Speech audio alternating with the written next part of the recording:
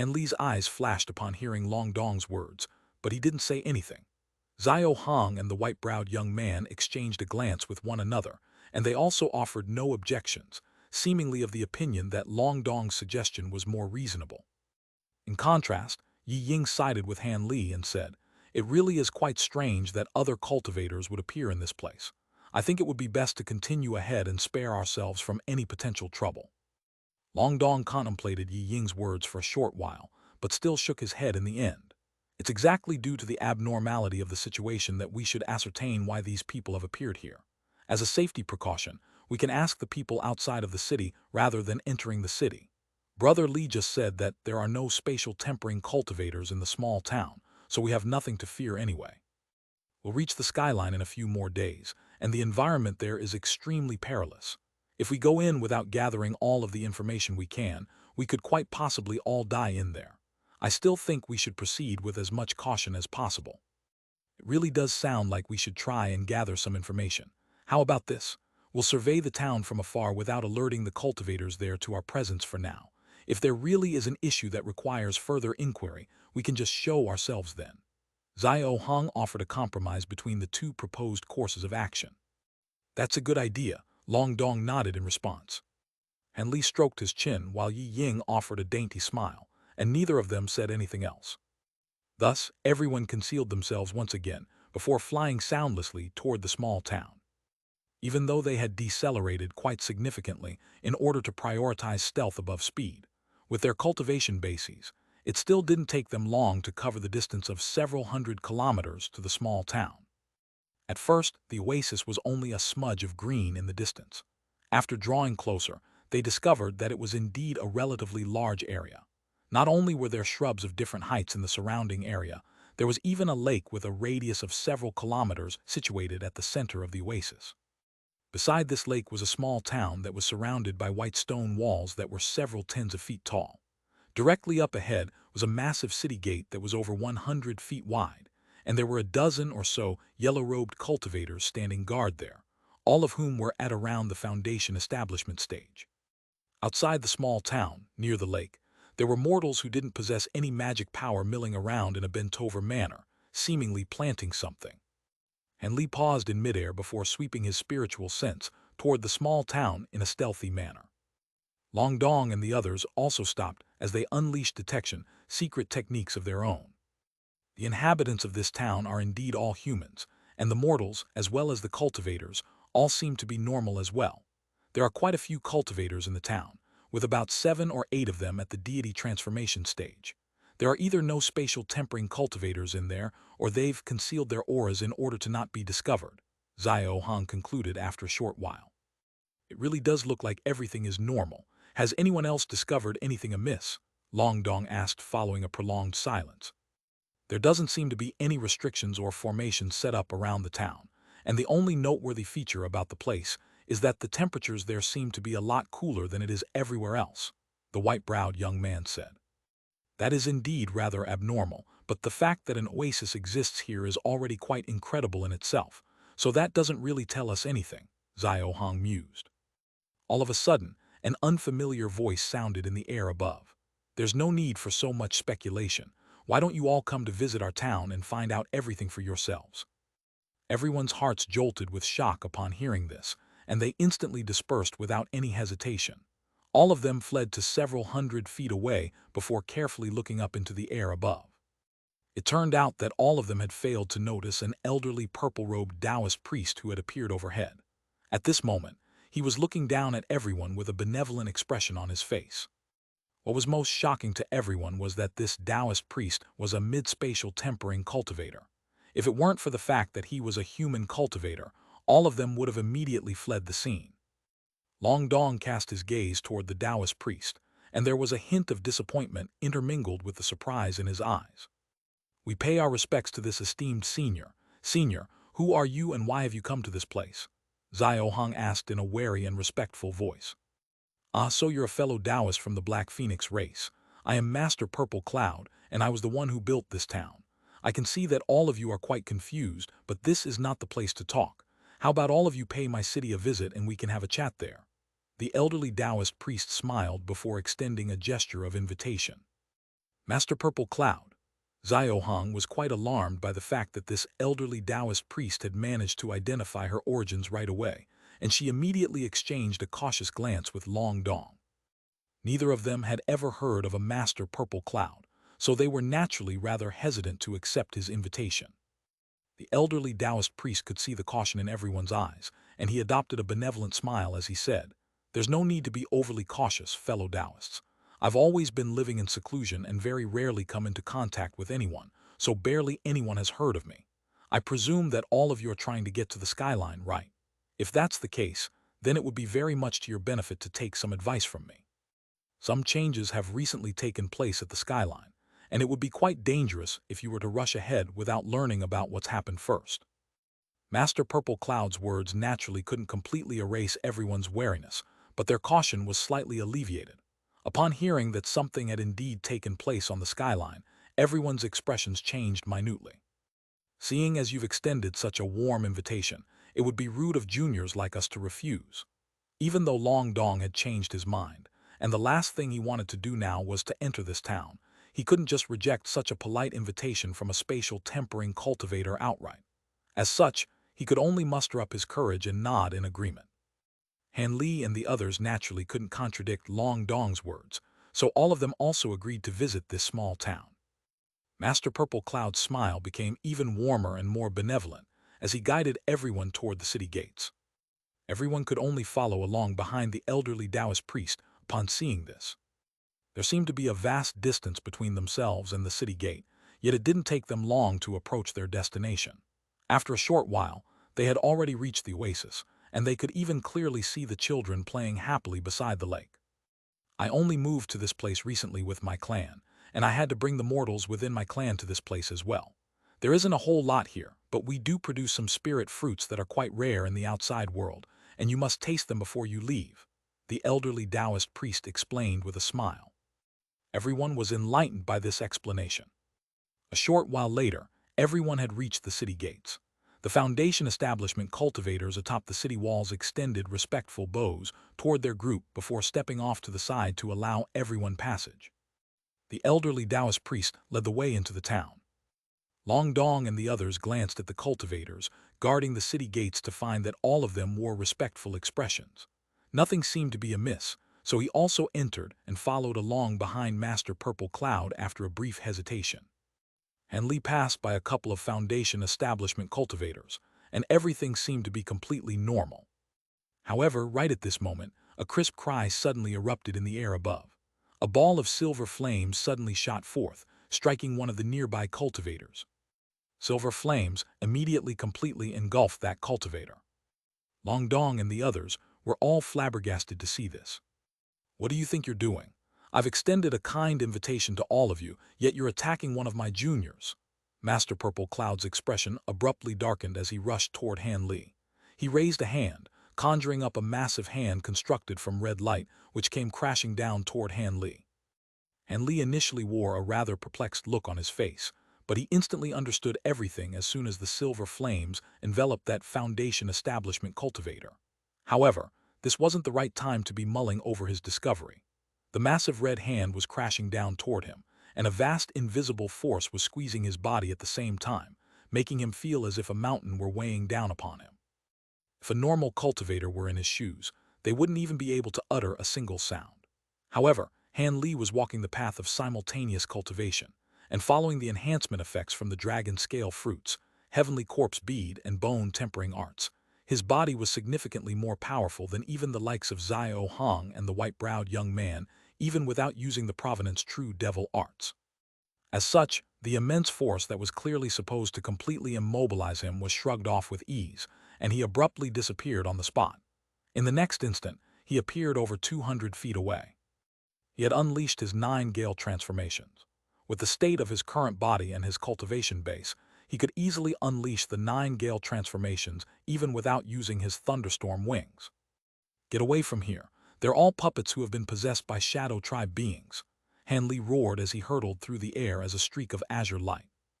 At the same time, the cultivator who had been engulfed by silver flames let loose a blood-curdling howl as a gray shadow suddenly shot forth from his body.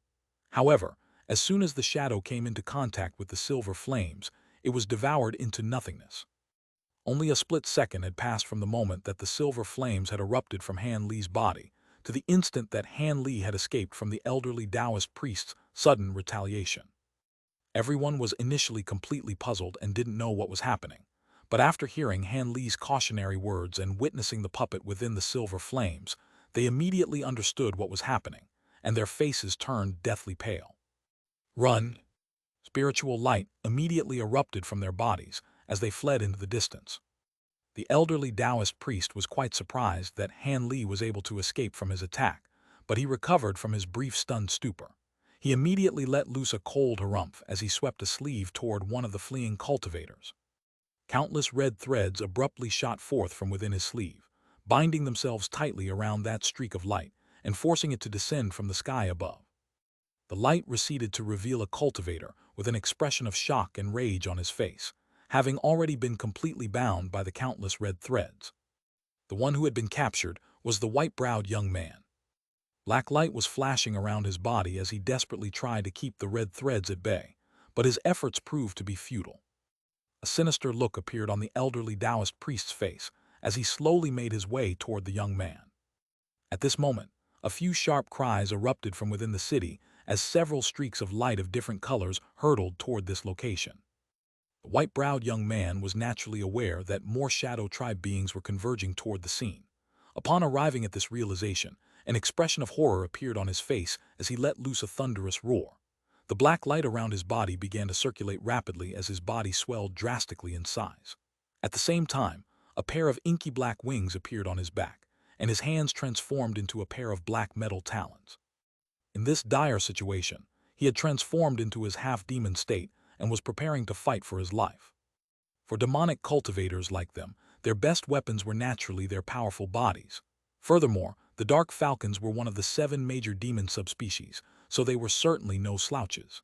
He swiped his sharp talons through the air around him, and streaks of black light erupted forth, tearing through the red threads around him. The white-browed young man was naturally ecstatic to see his talons proving to be so effective. Letter 1D627, letter 1D4C7, letter 1D452, letter 1D452, letter 1D464, letter 212F, letter 1D624, letter 2134, letter 1D62E. He was confident that as long as he could sever all of these red threads, he'd be able to escape using the movement techniques that were unique to his Dark Falcon race. However, before he had a chance to continue swiping his talons through the air, his expression changed drastically, and his face was drained of all color. All of those severed red threads joined together again in a flash, and it was as if nothing had been done to them in the first place. A deriding sneer appeared on the elderly Taoist priest's face, and his body blurred before he appeared in front of the white-robed young man, seemingly out of thin air. He then laid a hand on the back of his own head, and a vibrant red shadow slowly emerged. "A crimson shadow, you really are from the Shadow Tribe." The white-robed young man was plunged into complete despair at the sight of the crimson shadow. Crimson shadows of the Shadow Tribe were comparable to spatial tempering stage beings among human cultivators. This was not an opponent a deity transformation demonic cultivator could stand up against. You possess quite a powerful body. I'll be taking it from you now. Don't worry though, none of your companions will be able to get away. All of them will join you on the other side soon." Red light flashed within Master Purple Cloud's eyes as a sharp and unfamiliar voice escaped from his mouth. The crimson shadow above his head then flashed before pouncing viciously toward the young man. At the same time, the red threads punctured the protective black light around his body, binding him in an inescapable snare. Despite his immense strength, the young man was unable to move, even in the slightest, and could only look on as the crimson shadow flew toward him. "Don't even think about it." The white-robed young man was in complete despair, and he knew that there was no way for him to survive this ordeal. A hint of insanity appeared in his eyes as he abruptly clamped his teeth together, biting off half of his own tongue in the process. He then opened his mouth to blast forth a thumb-sized black bead that was encased in black blood. As soon as the bead left his body, the young man's eyes immediately became dull and lifeless. At the same time, his body began to shrivel and shrink, and he was instantly reduced to a white-haired elderly man. That bead was none other than the demon core that the young man had been arduously cultivating for countless years. The bead was emanating an extremely violent aura within the black blood before expanding and shrinking, then detonating on the spot.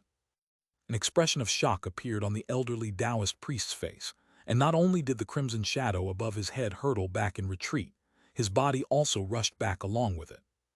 An earth-shattering boom erupted as a fist-sized ball of black light appeared. The ball of light flashed once before expanding to over 100 feet in size, and it was still swelling with all its might, sweeping up gale-force winds that whipped up the desert sand into the sky to create several yellow wind dragons. The elderly Taoist priest's body swayed before stopping over 100 feet away, and his eyes narrowed with a cold expression on his face. The black light immediately came surging toward him. The elderly Taoist priest's expression darkened as he suddenly let loose an unintelligible cry. A massive red shadow appeared out of thin air without any premonition amid a resounding boom. The shadow then plunged into the black light before shrinking like lightning. A peculiar turn of events unfolded immediately thereafter. The yellow wind dragons were instantly vanquished, and the black light disappeared without a trace along with the white-browed young man. It was as if they had never even appeared here. Only then did the elderly Taoist priest heave a sigh of relief, but a frustrated look immediately appeared on his face. He didn't anticipate that the white-browed young man would still have the ability to self-detonate his demon core, even after being captured by his restriction. Right at this moment, a few streaks of light appeared nearby before receding to reveal 8 cultivators. There was a minor mishap and they didn't fall for the trap, so it's going to be a little troublesome. However, I released the shadow incense earlier, and all of them have been affected by it to a light degree, so the effects should persist for around 2 hours. I'll be taking the Shen one. In Chinese mythology, the Shen beast is a shape-shifting dragon or sea monster believed to create mirages. Beast with me to chase down that accursed brat who foiled our plans. I'll leave the other 3 to all of you, the elderly Taoist priest instructed in a sinister manner. Yes, my lord. The 8 cultivators bowed in response before splitting up into 3 groups, flying off in pursuit of Long Dong, Xiao Hong, and Yi Ying. In contrast, the elderly Taoist priest wasn't in a hurry to set off. Instead, he let loose a relentless ghastly roar that could be heard even in the heavens above and made the surrounding air vibrate audibly. He then swept a hand toward the city gate. Following, a dozen or so gray shadows emerged from the bodies of the Foundation establishment cultivators there, all of which disappeared into his body in a flash. Those cultivators slumped to the ground as soon as the gray shadows left their bodies. Immediately thereafter, an incredible scene ensued. All of the mortals and children beside the lake vanished like illusions amid his thunderous roar. The entire small town also began to shimmer like a mirage as countless streaks of black chi rose into the air from countless different locations. Soon, the ground and all of the city walls had been obscured under the black chi, and a piercing cry erupted from within. The elderly Taoist priest's roar drew to a halt as he swept a sleeve expressionlessly toward the black chi, blowing it away in the blink of an eye by sweeping up gusts of violent winds. A 2-headed monster that was over 100 feet in length then appeared before him. It had 2 golden and silver snake heads and the green body of a frog. Its 4 crimson eyes were extremely unsettling, and the mere sight of them was enough to send chills running down the beholder's spine. The golden snake head opened its mouth and spat out the remains of a body. The white-browed young man's body and beast core had been devoured by this beast, and the small town, along with the mortals as well as most of the cultivator there, had been manifested by this beast. The elderly Taoist priest's body swayed, and he abruptly disappeared on the spot. However, in the next instant, he reappeared atop one of the snake heads. Go, he delivered a cold instruction. The 2 snake heads of the giant beast immediately let loose frog croaks as it leaped into the air, transforming into a burst of black chi that streaked into the distance. It was traveling in the direction toward which Han Li had fled. A crimson streak of light was hurtling through the air, within which a beautiful young woman wore a grim expression as she fled for her life. All of a sudden, her expression changed as she rustled her sleeve to produce an azure jade badge, upon which was embedded a white bead. However, the item was shattered and appeared to have been completely ruined. The young woman took a deep breath before flicking a slim finger toward the bead, upon which the bead exploded into a white powder before disappearing. She then stowed away her jade badge, and the red light emanating from her body brightened as she accelerated even further. However, after an hour had passed, her expression suddenly changed as she abruptly cast her gaze behind her. There, in the extremely far distance, two streaks of spiritual light were flashing rapidly toward her. The two then combined as one, and they were clearly traveling at a far faster speed than she was. An indecisive look appeared on her face, but as the streak of light drew closer and closer, a cold light flashed through her eyes as she abruptly stopped cold in her tracks. As such, it didn't take her pursuers long to appear just several hundred feet away from her. The spiritual light then receded to reveal a man and a woman. Both of them were quite young, and the man was extremely handsome while the woman was exquisitely beautiful. Furthermore, both of them bore a close resemblance to one another, but they were wearing stiff and wooden expressions on their faces. Seeing as she already knew that these were merely puppets possessed by the Shadow Tribe beings, Xiao Hong naturally wasn't going to pay any heed to their outward appearance. She merely glanced at them with a frosty expression before immediately making a hand seal. All of a sudden, two balls of black flames emerged from her sleeves, before transforming into a couple of fire ravens that hurtled directly toward her two assailants. The Shadow Tribe duo harumphed coldly in unison as several streaks of gray light shot forth from their backs at the same time, heading directly toward the black flames without any hesitation. The gray light and black flames clashed amid a resounding boom. Xiao Hong raised her eyebrows as she suddenly rolled onto the ground. Brilliant black light then began to emanate from her body, and it was so bright that it was impossible for one to look directly at her. The cry of a phoenix then rang out as a massive spirit bird emerged from the black light, circling around in the sky before spreading its wings to attack the two Shadow Tribe beings. This bird was completely glossy black in color with a brown crest on its head. Its eyes were like bright emeralds, and it was none other than a black phoenix that was around 30 to 40 feet in length. Expressions of shock appeared on the faces of the Shadow Tribe duo, and after exchanging a glance at one another, both of them laid a hand on their own heads at the same time. Immediately thereafter, two green shadows appeared before pouncing directly toward the black phoenix. Spiritual chi erupted violently, as resounding booms rang out incessantly. Almost at the exact same moment, Long Dong was also being pursued by a pair of cultivators. In the face of the two green shadows that had ditched their physical bodies, a deriding sneer appeared on his face as yellow light flashed from his body. The suit of yellow scale armor that he had used once before surfaced again, along with the pair of bronze wings on his back. He then rubbed his hands together, and a peculiar crimson longsword suddenly appeared within his grasp. The sword was 3 feet in length with a dragon hilt and a phoenix blade. Crimson light was circulating over the entire sword, making it appear as if it had been manifested from fresh blood. The crimson mole on the corner of Long Dong's lips appeared to be especially vibrant in that instant, and he wore a serious expression as he gently slashed his longsword toward the two oncoming green shadows. The sword sliced through the air soundlessly, but the two green shadows suddenly let loose howls of anguish. Countless white threads then surfaced all over their bodies, and spiritual light flashed as both shadows were instantly reduced to countless fragments. Long Dong slashed his longsword through the air once again, and the white threads flashed before those fragments completely vanished. Long Dong exterminated the two green shadows with ease and wordlessly waved his crimson sword. Suddenly, the sword dissolved into a deep red cloud of blood essence and flowed back into his palms where it soon vanished. He let out a long sigh, and his face turned dark red, followed by a bloodless white as if he had lost much blood. He quickly took out a scarlet bottle from his storage bracelet and tossed out a scarlet medicine pill into his mouth. Then, without further delay, he quickly sped off. At another corner of the desert, a young white-robed woman was standing at the top of a desert mound. 10 meters away, there were 4 ice-cold corpses. There wasn't a single wound present on any of the bodies. They simply laid there without the slightest trace of life. The woman stroked a slender jade bottle in her hand and wore a cute, mysterious smile on her face. Suddenly, her body soared into the air in a golden streak. Several flashes later, she vanished.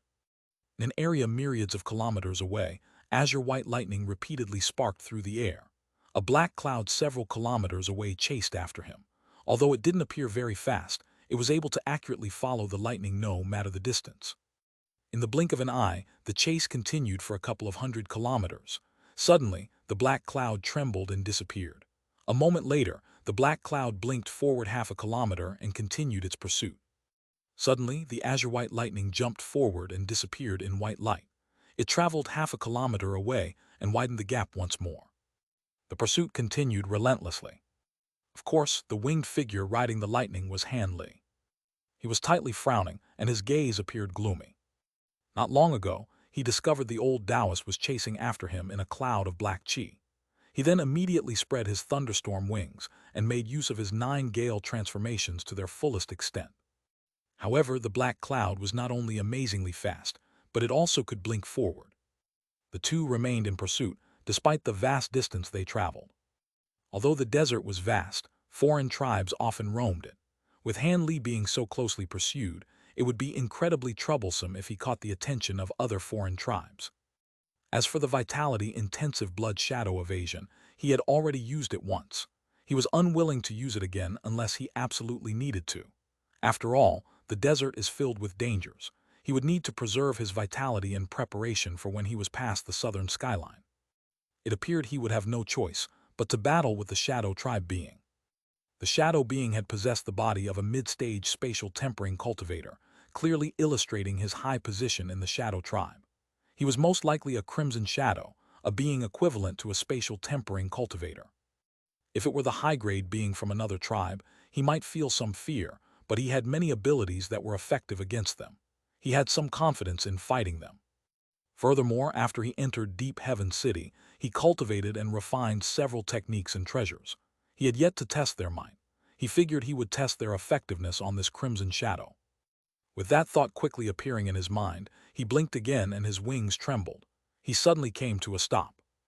As a result, the black cloud quickly arrived 300 meters behind Han Li. It appeared that the cloud planned on directly pouncing at him. This came as no surprise.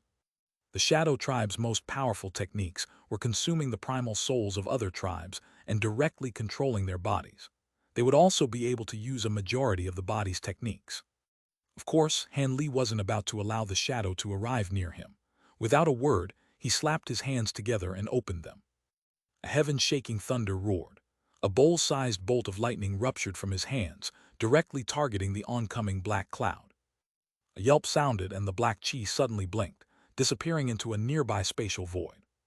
Han Li coldly snorted and suddenly split open a crimson slit from his forehead. His law destruction eye opened and released a black light that vanished in a flash. A deafening rupture sounded, violently shaking a space 100 meters away. Wrapped in the black chi, the old Taoist blurred and reappeared. He shouted in surprise, "The law destruction eye, you actually cultivate that ability." Han Li's lip twitched and he remained silent. Suddenly, he cast a spell seal and the dense bolt of lightning curved, fiercely striking at the old Taoist when he least expected it. The old Taoist cursed and thought to dodge when Han Li's eyes brightly flashed blue. He could only let out a sharp breath in response. The sound wasn't loud, but he felt as if the ringing of a huge bell was echoing through his eyes. He felt tearing pain through his mind, and his body slowed. Thunder clapped. Golden lightning struck the black chi, spreading thousands of thin arcs through it. In an instant, the black chi grew violently unstable. At that same moment, a huge frog's croak sounded from the black chi. The black chi roiled and condensed underneath the old Taoist, turning into a strange two-headed beast with snake heads and a frog's body.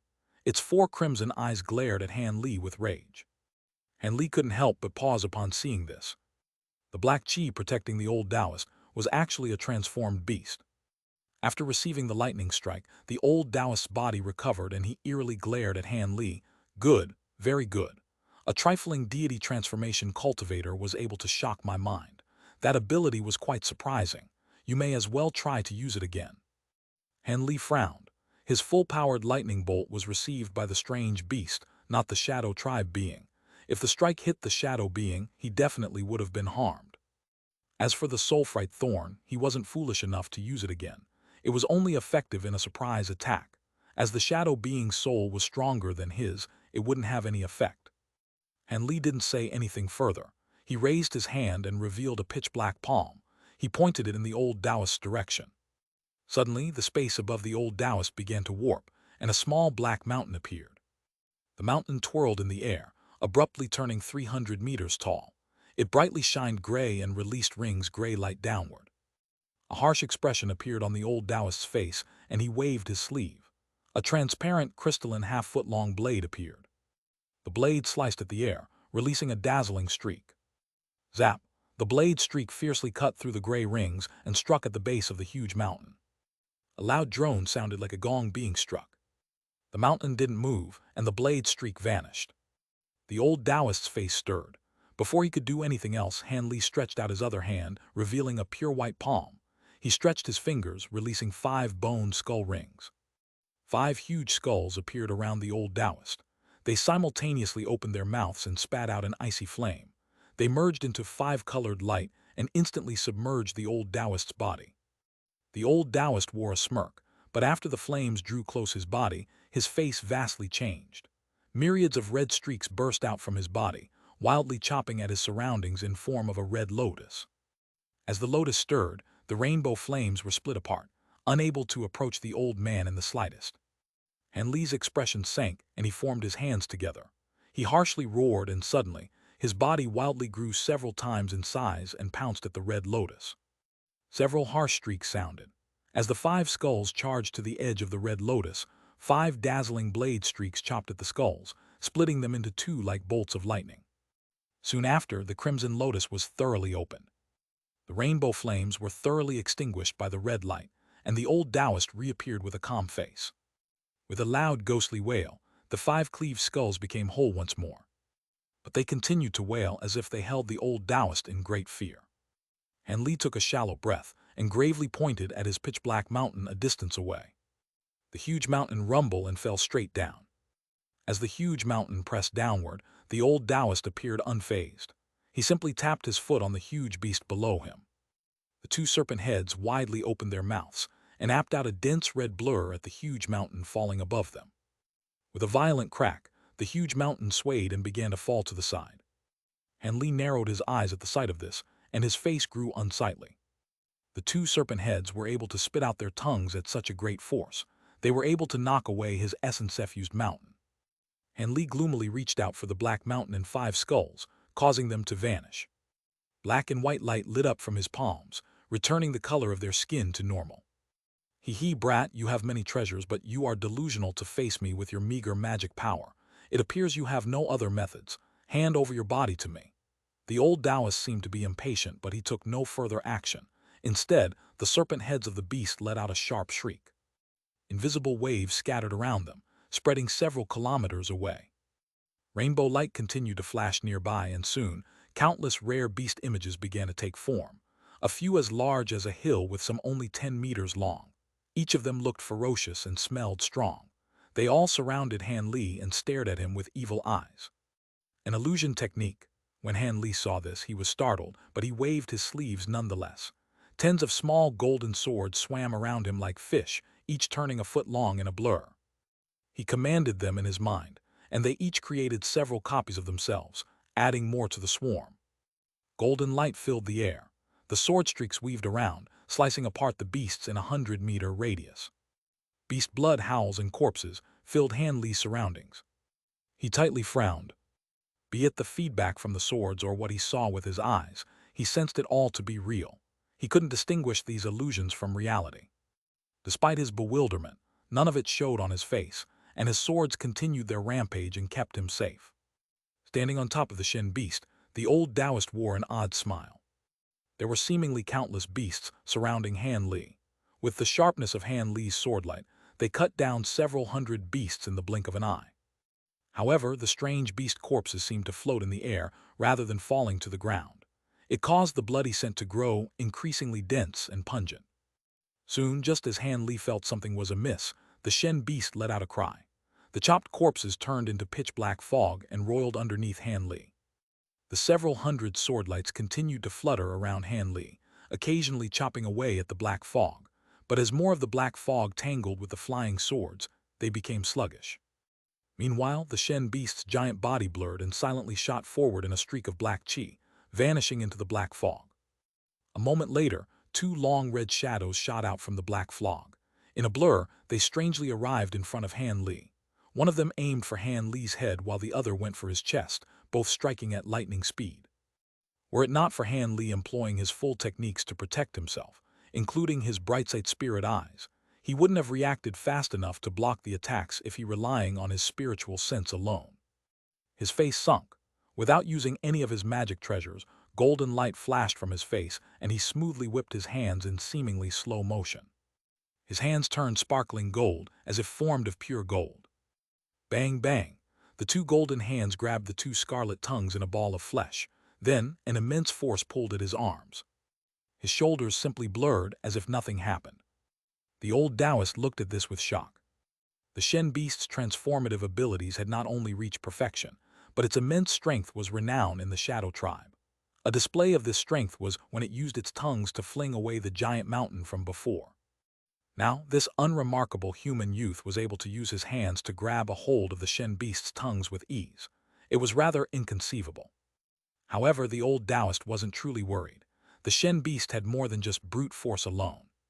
As expected, the two tongues remained motionless in Han Li's grasp. Suddenly, white light glowed from them, and the two tongues turned into huge scarlet pythons. They fiercely opened their mouths and they both aimed for Han Li's head. Han Li simply felt a huge tremble through his fingers, as if the tongues became cold and slick, and they both attempted to go for Han Li's head. Blue light brightly flashed from his eyes and his golden hands blurred, each of them separately turning black and white. His black hand had a silver mountain image on its back, and his fingers grew several times thicker. Pop, scarlet blood scattered. The hand squeezed down on one of the pythons, splitting it into two. The large white hand had a white skull appear from each of its fingers. With a flick, all of the skulls bit 7 inches deep. The skulls began to wildly inhale, soon turning the serpent's body into a husk drained of blood essence. These were the results of the divine essence-effused mountain, and the unbreakable sink devils being condensed into his two hands. This method was only one cultivation technique that was mentioned in the 100 Meridians treasure refinement mantra. The process of cultivating his body into treasures was an incredibly long process, but it allowed him to make use of his treasures ingeniously and several times quicker as well. The cultivation of this not only condensed the power of the two treasures into his hands, but it fused the power of the treasures into one.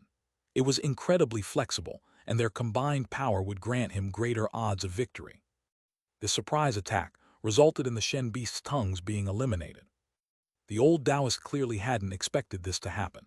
Before he could act from rage, 2 painful howls sounded from the black fog. Soon after, the black chi parted and the Shen beast emerged in the blur.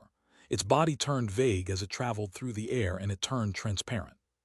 The beast also possessed invisibility. A short moment later, Han Li was able to hear the beast's howls from all around him, hiding its concrete position. Even with his bright-sight spirit eyes working at full force, he wasn't able to see through it. Even so, Han Li smiled. He waved his sleeves around him, followed by buzzing. Countless golden specks rushed out from them. These golden specks flew out and immediately surged in size. They turned into half-foot-long beetles.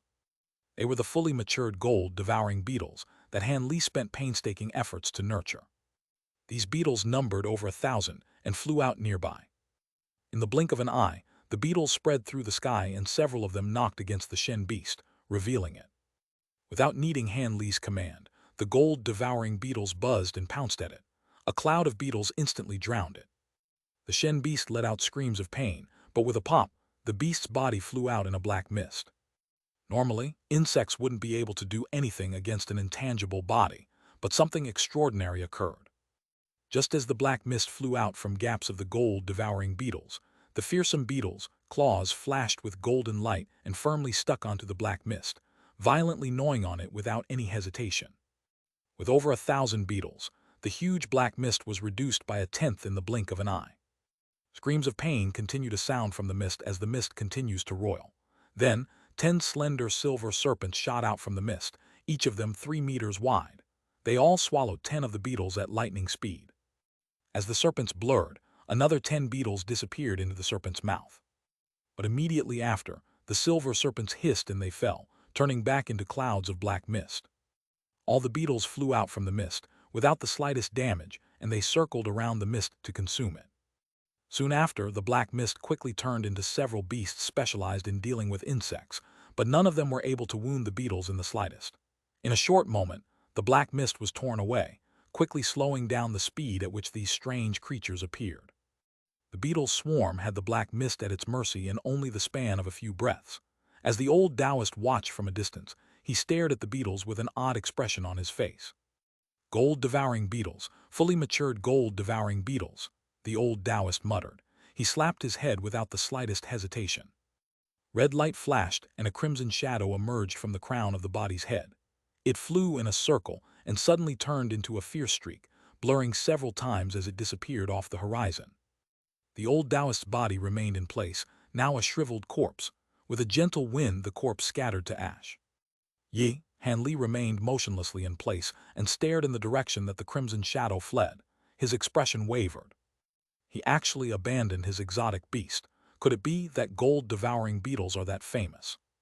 With that said, Han Li turned his head and looked at the black cloud. The beetles had consumed the black cloud in near entirety. Han Li stroked his chin and waved his hand, recalling the beetles. They circled around him and turned back into small pellets before going back into his sleeves. With that done, Han Li wanted to fly over, but his complexion vastly changed, and his body shook several times. He nearly plummeted from the air. How is this possible? My spiritual sense is so exhausted, I nearly injured my soul. Han Li quickly looked inside him and his face paled. He consumed nearly the entirety of his spatial tempering-grade spiritual sense. In the battle, he didn't sense this in the slightest. Could it be? Han Li was reminded of his recent use of the gold-devouring beetles, and his face grew unsightly. He suddenly waved his sleeve and summoned a single beetle. It fluttered its wings and flew around nearby. He immediately peered at his spiritual sense, and soon, he stood still in shock. At the same moment he released the beetle, his spiritual sense was slowly consumed. Although it didn't appear harmful, it was only the result of a single gold-devouring beetles. If he were to command over 1,000 of them, they would cause a bigger drain. With his vast spiritual sense, he would hardly be able to sustain it for 5 minutes. What was even more frightening was that he wasn't even aware of this immense drain. Han Li felt gloomy. The original joy he felt from witnessing the gold-devouring beetles' strength was mostly gone. Although he had 8,000 fully matured gold-devouring beetles, if he released the lot of them, he feared his spiritual sense would run dry before his beetles confronted the enemy. Bafflingly enough, the beetles had no drain on his spiritual sense when they weren't fully matured. This left him perplexed. He couldn't ignore this sudden development. He would have to find what caused this at the very least. Otherwise, he wouldn't dare to use the beetles in battle. With that in mind, he waved at the beetle. The beetle circled in the air before landing on his palm. He released a thread of spiritual sense and wrapped it around the beetle. As a result, he found nothing out of the ordinary. He took a shallow breath and narrowed his eyes in thought. Suddenly, something came to mind and he waved his hand. The beetle flew back into the air and he wrapped his spiritual sense around it once more. A short moment later, his face vastly changed. The spiritual sense that coiled around the beetle's body became gradually weaker and continued to enter the huge beetle's body. Han Li now realized everything. The reason why his spiritual sense was decreasing was that the mature gold-devouring beetles were expelling it as they flew. It was no wonder why his spiritual sense was worn to such a degree without any knowledge. Know that he knew the problem. He frowned in thought for a long while and felt that he couldn't come up with a good answer. Although the exhaustion of his spiritual sense was only temporary, typically recoverable with a day's rest, it would be fatal if this occurred in battle. Regardless of the secret technique or magic treasure, they needed large quantities of spiritual sense to sustain them. Until he could figure out a method to resolve this, he would keep the beetles as a reserve measure. However, the sight of the beetles alone was enough to scare away the crimson shadow. Even in the spirit world, the gold-devouring beetles possessed a truly infamous reputation. The exotic insect ranking he acquired from the Devil Dao cultivator in the mortal world was no longer relevant in Han Li's eyes. Given the experiences of a low-grade cultivator, there were many mistakes to be had. The rankings were particularly useless in the spirit realm. The power of the fully mature gold-devouring beetles was far beyond Han Li's expectations. With that thought in mind, Han Li didn't dare to linger for much longer and promptly made certain of his bearings before flying off. If the others hadn't died, they would likely show up at the meeting point. Although the spiritual chi markers they placed on one another had disappeared, they had another method of contact. So long as they weren't too far away from another, they could establish a mutual connection. 2 weeks later, an azure streak silently flew across the desert sky. Although the streak was azure, the flight light had become dim and lightless through some technique. One wouldn't be able to spot it if they weren't looking closely. This, of course, was Han Li. In the 2 weeks, Han Li hadn't encountered anything. nor did any more Shadow Tribe beings pursue him. It was as if the Crimson had been scared away by the gold-devouring beetles. With his heart at ease, he focused his mind on travel. As he continued to travel, his exhausted spiritual sense was restored to completion. At that moment, he was fiddling with a glossy jade bottle. The words Earth Cleansing Pill was engraved on the surface of the bottle in ancient script. It also contained all the Earth Cleansing Pills that were given to him by Deep Heaven City. Letter 1D65B, Letter 1D493, Letter 1D4E, Letter 1D65A, Letter 1D500, Letter 1D486, Letter 1D658, Letter 1D490, Letter 1D4AT. This was one of his rewards for taking on the dangerous mission. They said so long as he assisted the others in completing the mission, he would be granted complete freedom. Not only him, but the other ascended cultivators that undertook dangerous missions were also given sufficient earth-cleansing pills. But in order to protect them from abandoning the mission or half-heartedly undertaking the mission, the medicine bottle had a formidable restriction placed on the bottle. They attempted to break the restriction forcibly. The bottle would rupture and destroy the pills they contained. So long as he finished his assignment, he would be sent a myriad distance talisman to dissolve the restriction, after multiple methods of verification, of course. Han Li stroked the bottle for a moment, and his expression stirred. Spiritual light suddenly flashed from his hand, and he put away the bottle. At an unknown time, a flock of giant cranes had appeared before them. They had light yellow wings and had purple warts on their heads. The birds clearly discovered Han Li, and were screeching as they dived towards him in various directions. As the birds grew closer, Han Li sighed. Light flashed from his body and he vanished. A moment later, he appeared at the center of a group of 30 yellow birds. Before Han Li took any action, a robe of sparkling light appeared around him. The robes wildly flashed, and countless gold and silver arcs of lightning sparked, completely enveloping the surrounding 300-meter area. With an astonishing roar of thunder, golden and silver lightning violently flashed, vaporizing the nearby birds in an instant. The surrounding air was left clean. Han Li expressionlessly looked around him and continued on his way. The giant half-broken pillars and the remains of the 3-meter stone walls marked by gales clearly marked they didn't belong to any ordinary construct, as they still remained standing despite the countless years. In the heart of the ruins, there sat a black-robed woman sitting against a wall. There was also a purple-robed youth that was pacing back and forth. They were both silent and wore solemn expressions. The two were Xiao Hong and Longdong. The youth's face appeared ordinary. It appeared he quickly recovered from the large quantity of blood essence he had burned to rid himself of his pursuers. It was unknown if this was a result of medicine or through some sort of secret technique. Otherwise, it would have normally taken him several years to recover from at the very least.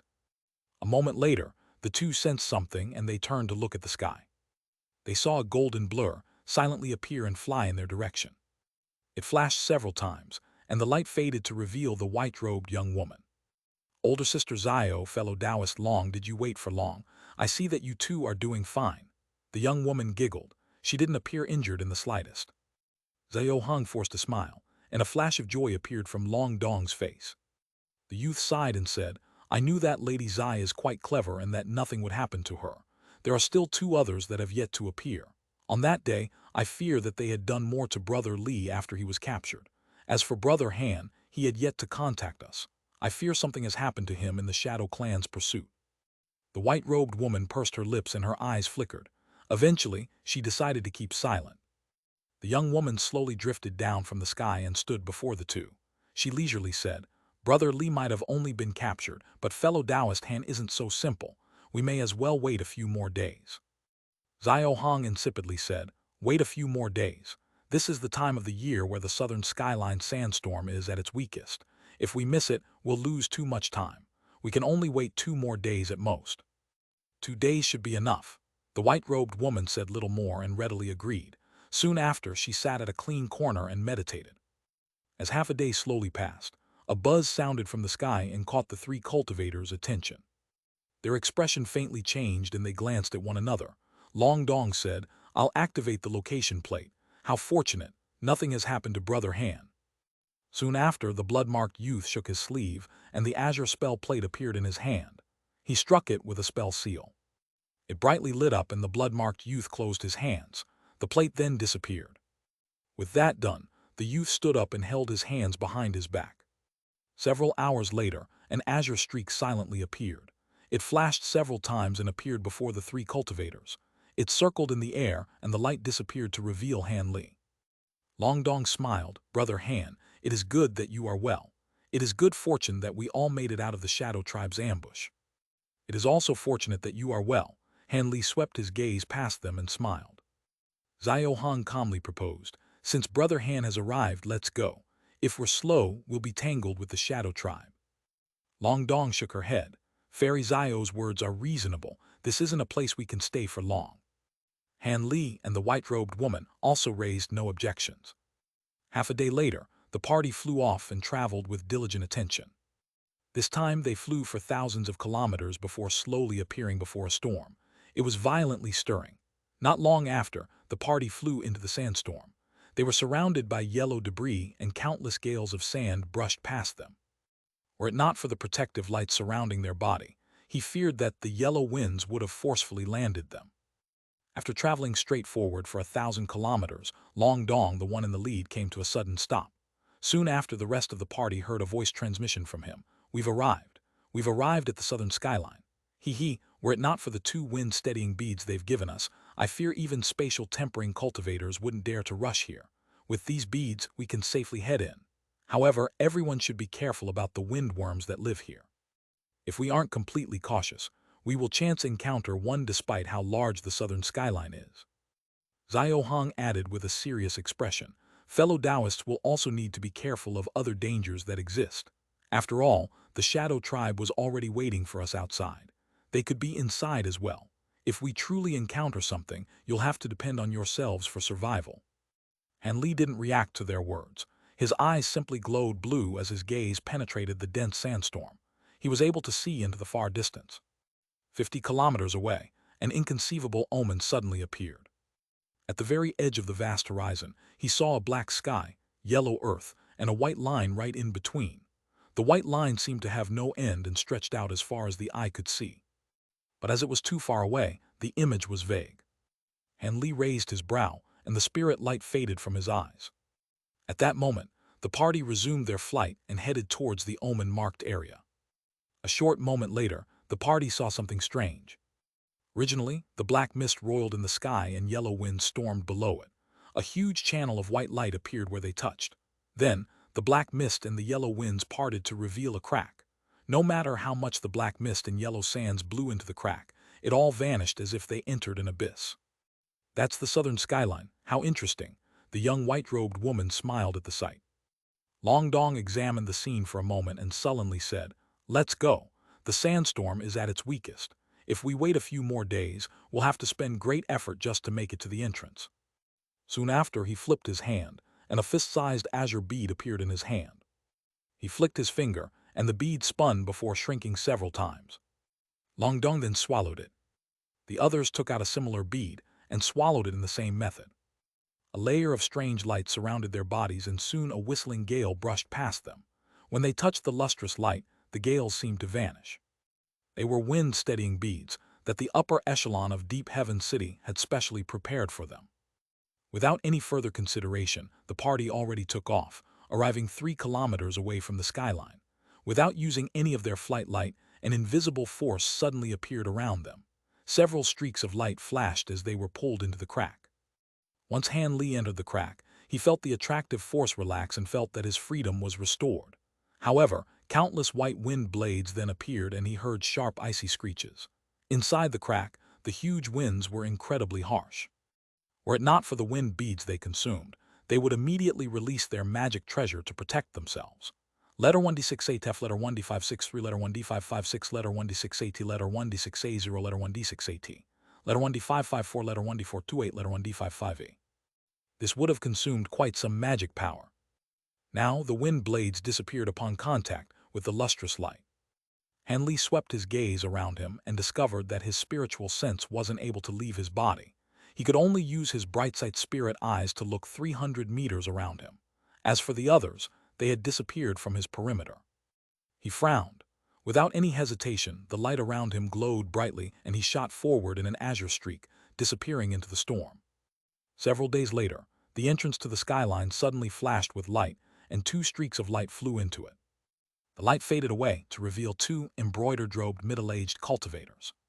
They were dressed similarly, and there was a purple band worn on their heads. A shining light radiated from their eyes. Upon closer inspection, the two had faces that somewhat resemble Long Dong.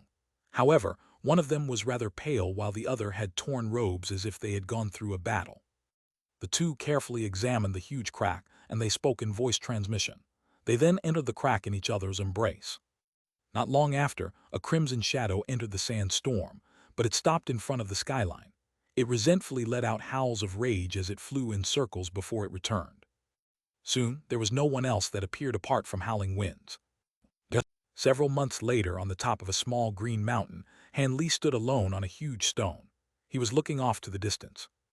About 10 kilometers away from the small mountain, there was a giant, endless forest.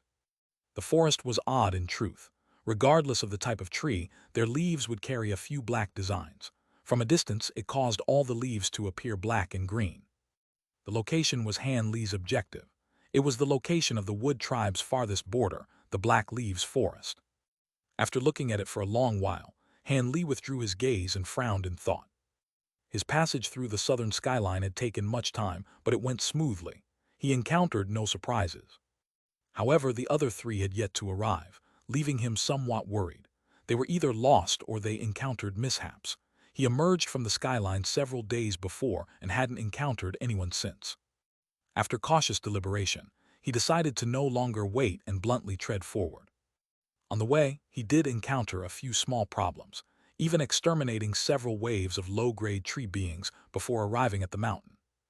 Before this, the blood-marked youth and Xiao Hong had already given them the details of their assignment. Han Li clearly understood what he had to do. According to what was said, the people that were dispatched to the Wood tribe, Han Li included, were of high status. Their purpose was to conceal themselves deeply in the Black Leaves Forest and collect information as they remained hidden. Afterward, they would observe the movements of the Wood tribe and see if there were any large movements. The mission sounded simple, but half of the danger was making it to the Wood tribe territory through the wilderness. The other danger was to remain undetected in the Black Leaves Forest. Of the surrounding tribes, the Wood tribe had the least contact with humans. They would only know what was happening with the Wood tribe from what they gathered from Black Leaves Forest. The humans and demons needed information on them, or they wouldn't dare to wage war on them. Han Li quietly waited there for a month and saw no others had come. The deadline to start the assignment was drawing closer and closer. With the deadline running close and the possible encounter with trouble, he could no longer stay there. Han Li pondered for a long while before he raised his head to look at the distant sky. It was the 4 suns that had been shining for 3 months. Soon, the sky would become dark. According to his information, the Wood tribe beings innately lacked their 5 senses. When they came into contact with enemies, they relied on their spiritual awareness. As such, the high-grade cultivators that gave them this assignment gave them a suggestion. When they entered the Black Leaves Forest, it would be best to move during night and stay hidden by day. It was safer that way. Han Li took another look at the distant forest and eventually resolved himself. Regardless of whether the others would arrive, he was determined to unlock the bottle of earth-cleansing pills. He feared he would have to finish the mission alone. Having resolved himself, Han Li immediately sat down on the rock and closed his eyes. Several hours later, the sky turned dim. Han Li waited until the forest was dark and silent like a predator lying in wait. Han Li opened his eyes and suddenly shot forward in a burst of light. Then, in a flash, the light became lightlessly dim.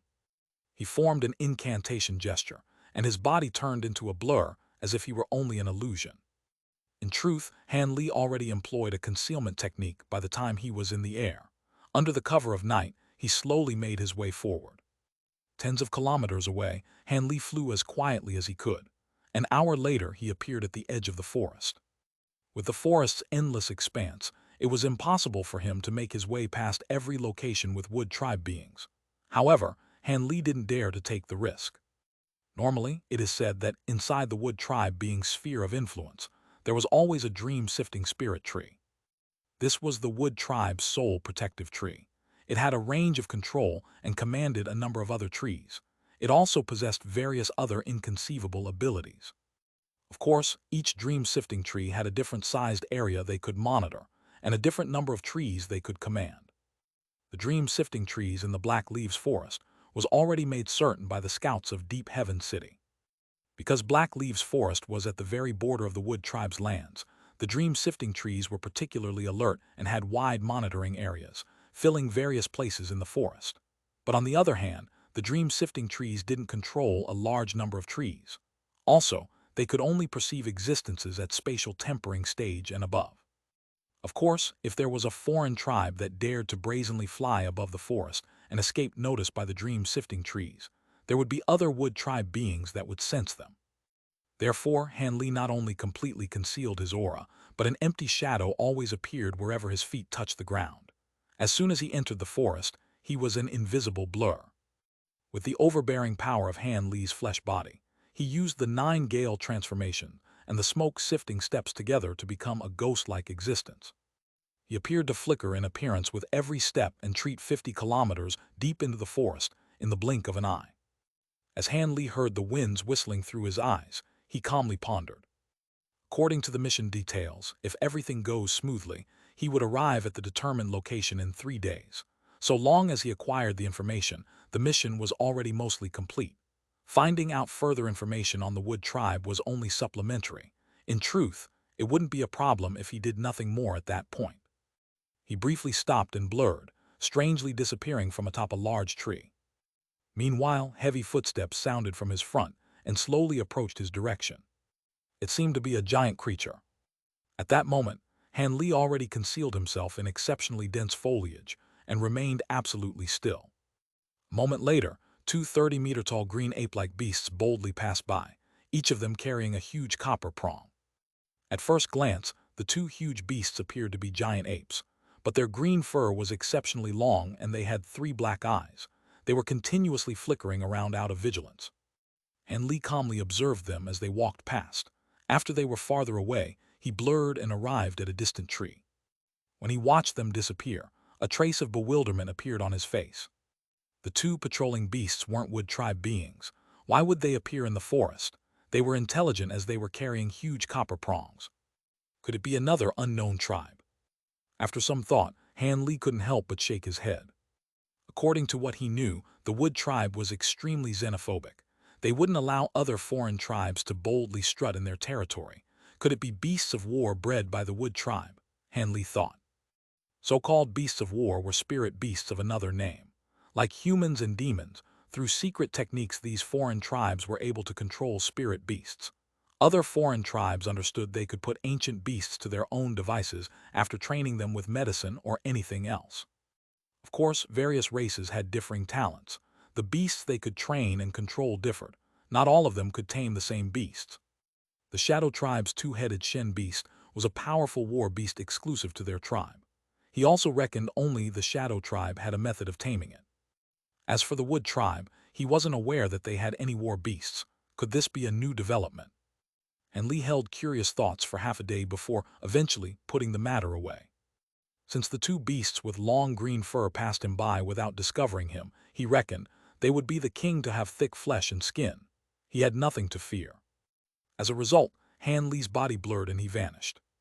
A day later, below a huge tree in the forest, Han Li was sullenly looking at 8 long-furred beasts in front of him. They were different from the 2 ape-like beasts he had seen before. Not only were their bodies smaller by half, but their bodies were fire-red and their furred hands carried sparkling black wolf fangs, not copper prongs. These 8 huge beasts were all glaring at Han Li with bared fangs. Han Li smirked. Originally, he believed the beasts to have extremely dim spiritual senses. But when the pack of beasts brushed past him, they discovered him hiding behind a tree and immediately surrounded him. Han Li looked at the blacklit third eye on the beast's forehead and frowned. He faintly sensed something. When he saw those green-haired beasts, their third eye was closed. At that moment, the 8 red beasts let out a roar and leaped at him. They fiercely waved their fangs. Their fangs immediately lit up in a layer of green light, released fierce winds in Han Li's direction. Han Li raised his brow but showed no intention of blocking them. He simply waved his sleeve. 8 small golden swords appeared and they blurred, quickly coiling around each of the beasts. Pfff, their heads rolled off like cabbages. When the 8 swords trembled and returned to Han Li, The corpses were already pooling their green blood on the ground. Han Li waved his other sleeve at the corpses and released fireballs upon each of the corpses. In a few crackles, the bodies immediately turned to ash.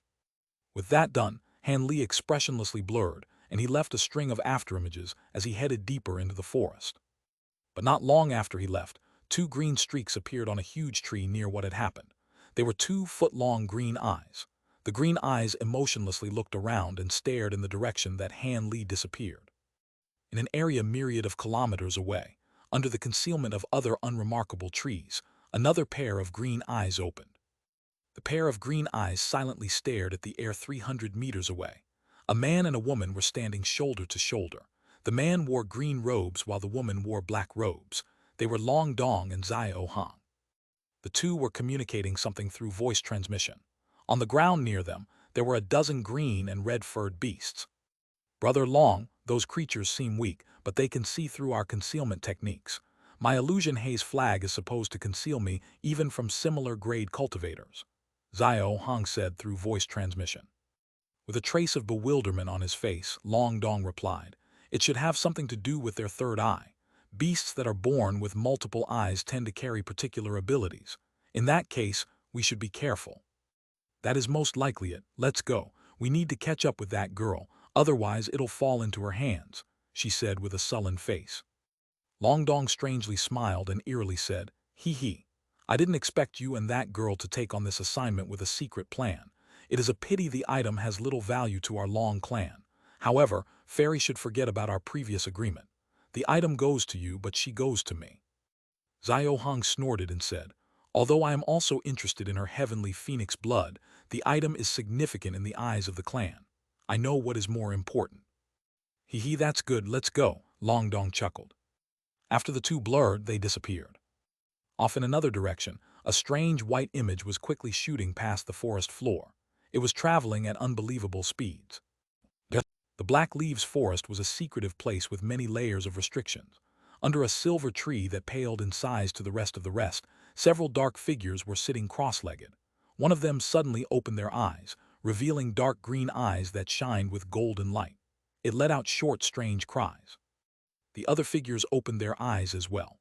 Among them was a figure that was far taller than the others. It let out a dignified tone as if it were asking something. The figure that first screeched immediately crouched down and began to respectfully answer. With that done, the towering figure uttered a string of commands. The others immediately rose and surrounded the small tree. The towering figure let out a roar and pointed at the small tree next to him. A green light suddenly shot out and entered the tree. Suddenly, the silver tree trembled and several silver eyes opened from it. At the same time, it released several bowl-sized silver beams of light, striking each of the figures. When the beams of light struck them, their bodies grew vague and they disappeared. Han Li naturally was unaware of what was happening in other parts of the forest. He was stealthily traveling. His path forward became extraordinarily smooth. Apart from occasionally encountering long-furred beasts, he didn't see anything else, wood tribe beings included. While this was cause for joy, Han Li couldn't help but feel somewhat suspicious. But after a brief thought, he believed this to be nothing out of the ordinary, given the grand size of the forest. And as the assignment was the key to his much-needed earth-cleansing pills, he couldn't abandon the mission now that he was this deep into the forest. So even with a trace of unease in his mind, Han Li continued forward with a somewhat cautious attitude. 2 days later, Han Li stopped on top of a thin tree branch. His body seemed to weigh nothing more than a calm wind. He looked at a 300-meter-tall hill not far away. There were sparsely any trees or vegetation on the hill. All the trees were ancient as well. Han Li stared at the hill for a long while before flipping his hand, summoning pitch-black triangular spell disc. The heart of the spell plate flickered with white light. He lowered his head to look at the plate for a moment, and then looked at the hill in the distance. He then struck the plate with an azure spell seal. Black light suddenly lit up from it, and a white light speck flew out and circled the plate. It released a thin white thread, pointing at an ancient tree on the hill. Han Li's eyes stirred. The ancient tree indicated was half-shriveled. It was over 100 meters tall, and its surface was scorched black as if it were struck by lightning. The bottom half of the tree was yellow, and its roots were green. Han Li looked at it for a moment and narrowed his eyes. He slowly released his spiritual sense and examined his surroundings. A short while later, he opened his eyes and wore a trace of relief. He was alone. Letter 1D4 F, letter 1D4 FB, letter 1D486, letter 1D658, letter 1D498, letter 1D4E, letter 1D4FF, letter 1D658, letter 1D4F8, letter 1D662. Han Li didn't immediately set off. He narrowed his eyes in thought, deciding to wave his sleeve first. He summoned several balls that shimmered silver and opened his mouth to spit out fist-sized silver firebirds. The birds circled his body and turned a foot long. They flew into his palm and consumed each of the silver beads. Then in the flash, they burrowed into the ground. With that done, Han Li swept his hand over his storage bracelet, producing a set of azure spell flags. He wordlessly tossed them in front of him. 8 green streaks shot out and disappeared all around the hill. Han Li continued, forming a hand gesture and softly uttering an incantation. A layer of green light surrounded the hill, but soon, Han Li commanded it with a spell seal, and it turned invisible with a few flashes. When Han Li saw this, he sighed and he leaped off, blurring several times before arriving at the edge of the hill. In a green flash, he disappeared. From a distance, the hill looked ordinary, as if there were no changes to it at all, but it was actually just an illusion. Han Li was standing on the hill, right in front of the half-charred ancient tree. When Han Li looked at it, he recalled what Long Dong and Xiao Hang had mentioned. According to what they said, if it was possible, they could meet a spy planted by the humans and demons and receive information that was difficult to record. But if it was too dangerous, and they personally couldn't make the trip, the spy could be disregarded. Now that he swept his spiritual sense past the area, it appeared that no one had come. In this case, the assignment was actually quite simple. So long as he removes the item, the mission will be considered complete for him. With that decided, Han Li extended his finger and swiped it at the ancient tree.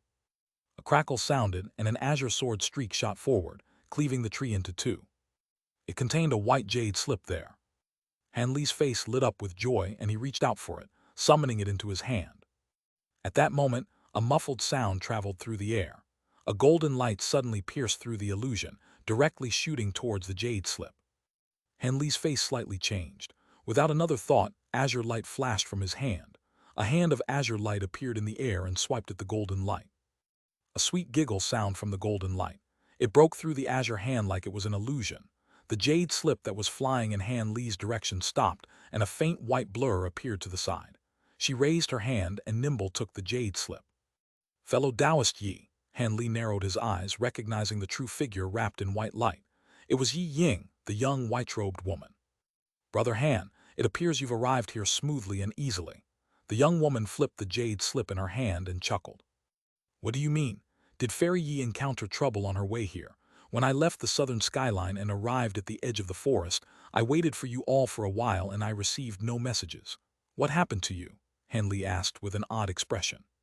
It's quite simple. Fellow Taoist Long and I encountered a group of windworms in the skyline. We had no choice but to split off. To escape them, we had no choice but to change direction. There were a few other problems along the way. That is why you didn't see us. The young woman sweetly smiled with significant grace. Han Li felt his heart tremble. He faintly made out something from her words. Just as he was about to ask her something, a green light flashed from the sky and charged towards them. The light faded away to reveal a man and a woman. They were Long Dong and Xiao Hang. It's you. As expected, you arrived here first. The two spoke with a tone of surprise. When Xiao Hang saw Han Li's unharmed appearance, she revealed a trace of surprise, but when Long Dong saw the white-robed woman, he revealed joy.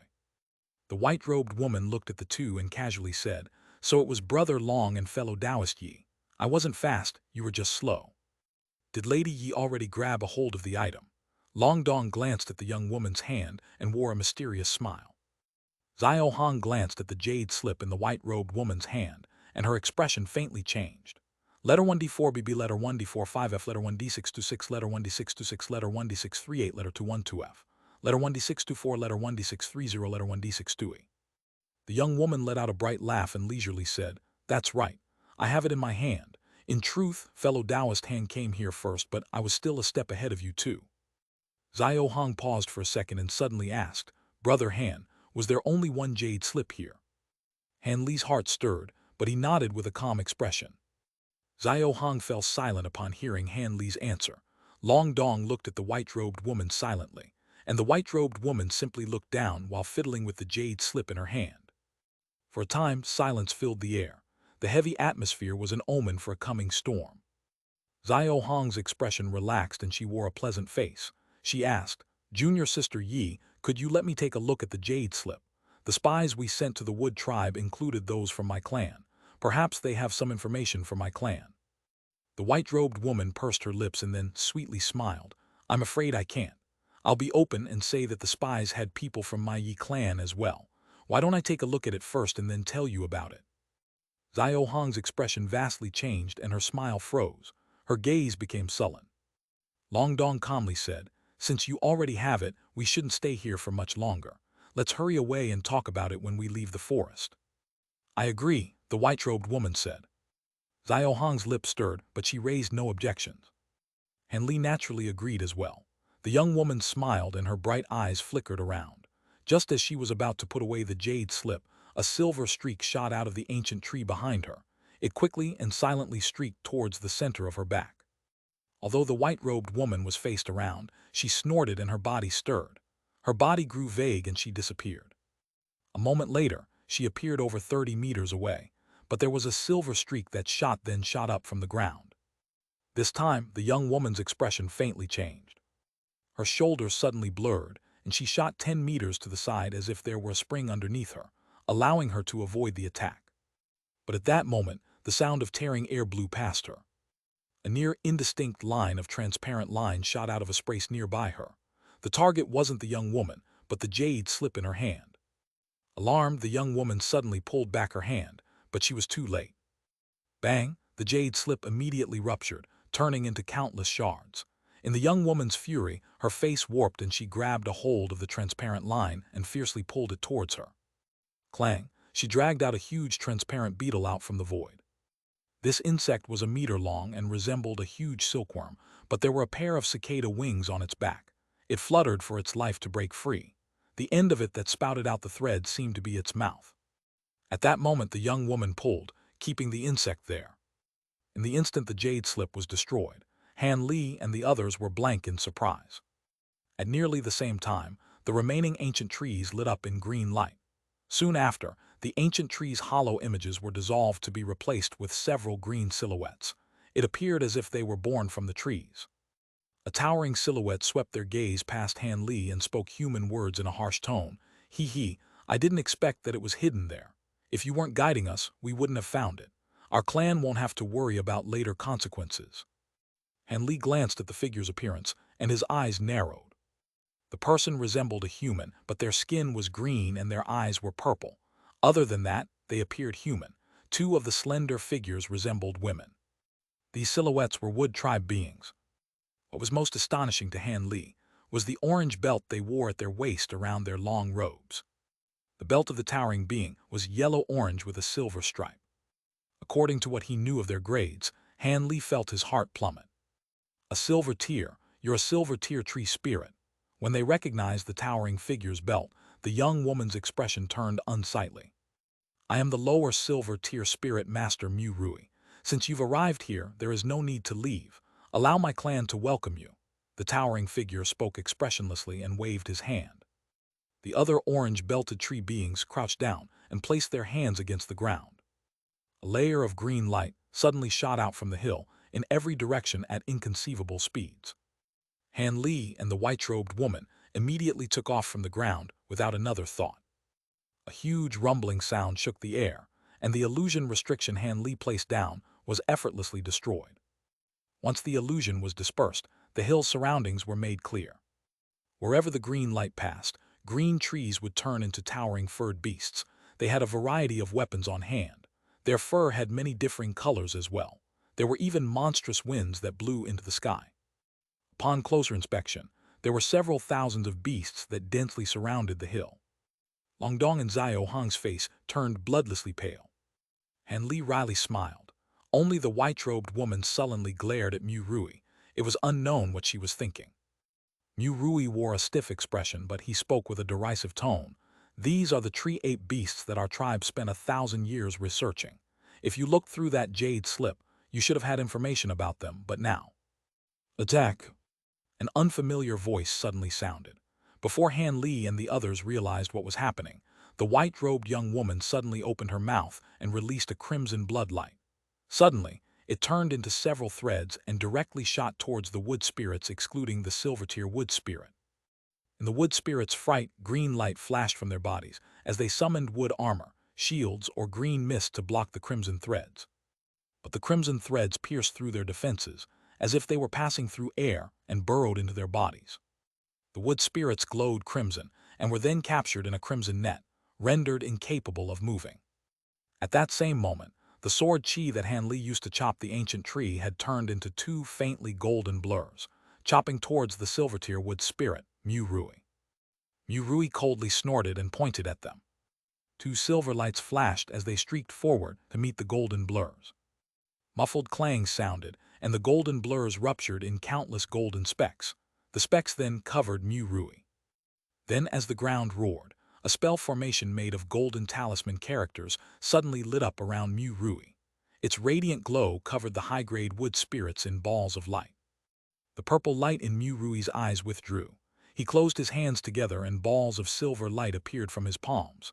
Afterwards, countless silver streaks erupted. A rumbling explosion sounded. Silver light and golden talisman characters intertwined. The golden talisman characters possessed some sort of odd ability that allowed them to block the strikes of the silver-tier wood spirit. Only a small portion of the talisman characters was dispersed. Mu Rui felt furious at the sight of his attacks being ineffective. Without another thought, silver light appeared from his hands and condensed balls of silver light that were even more dazzling than the last. But at that moment, all of the wood spirits, Mu Rui included, were completely enveloped by the golden light. Although Han Li and Long Dong were astonished, they weren't about to continue a battle to the death. They each used their own life-saving measures to immediately fly away. Xiao Hong clutched her hands in an incantation gesture, and her body sank towards the ground, instantly turning into a beautiful phoenix wrapped in black flames.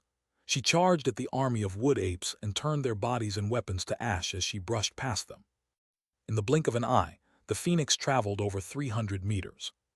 Long Dong's expression turned harsh, and he swallowed a rainbow medicine pill. Soon after, he chanted an incantation and summoned a set of winged armor on his body. The wings spread out, and a golden dragon phantom appeared from the armor. The dragon let loose a long cry and circled once around Long Dong before entering his body. Soon after, golden light brightly shined from the blood-marked youth, and he tore through the sky in a 30-meter-long golden streak. The image of a soaring five-clawed dragon could faintly be seen in the golden light. Anything that obstructed the light turned into a cloud of blood and gore. Like their abrupt world-shaking speed, Han El silently put his own technique into action. He unfolded a pair of azure and white wings in a clap of thunder. He opened his mouth and spat out several crimson blood mists. They spiraled around his body before submerging his entire body in the blood mist. The blood mist pulsed several times and shrunk, releasing a crimson streak. It blinked several times and appeared in the vast horizon, making his way past the wood ape beasts as if he were a host. Then in another flash, Han Li's crimson figure disappeared once more. At deity transformation stage, Han Li's blood shadow evasion was several times quicker than even Long Dong's and Xiao Hong's movements. When the two looked at Han Li, they couldn't help but be dumbstruck. As for the young white-robed woman, she waved her hand and summoned a sparkling red broken blade. Without making any flashy movements, she simply waved the blade in the direction where the wood apes were the most concentrated. All of the worldly essence chi in the vicinity trembled in crimson blade light over 300 meters long and leisurely traveled through the air. The blade light inspired an uproar at the wood apes that were targeted. They all thought to flee in their terror. But before the wood apes could flee, their bodies trembled and they combusted, instantly turning to bursts of red flame, soon turning to ash. A clear path was now made where the apes had been. Before the huge blade light touched anything, it had strangely disappeared. At that moment, a fist-sized green flame bird shot out from the bottom portion of the damaged tree that hid the jade slip. It flew into the young woman's body in a green streak. The white-robed young woman was overjoyed when she heard this. Her body disappeared in a blur. Then she appeared in the direction of the open passage in a flash. Then, in another blur, she reappeared at the end of the cleared passage. Afterwards, she turned into a white streak as she tore through the air. The flight light was indistinct, but over the span of a few breaths, she already made her way past the horizon. The speed of her flight seemed no different than Han Li's bloodshadow evasion. At that moment, Mu Rui's silver light suddenly burst forth from the formation of golden talisman characters. The silver light was clearly more powerful than before. In a single strike, most of the golden talisman characters had scattered with only a remaining few revolving around him. The wood spirit's face turned expressionless, but a purple light wildly flickered from his eyes. Suddenly, he raised his head and a series of clear screeches sounded. At that moment, the wood ape beasts stirred, and they immediately turned into several clouds, each chasing after one of the cultivators. Meanwhile, in the distant areas of the other Black Leaves forest, a similar screech was sounded. Han Li hadn't used the bloodshadow evasion to travel far. Once he saw no more beasts in sight, he withdrew the crimson light and continued to fly as an azure streak. Even so, his face had still become bloodlessly pale.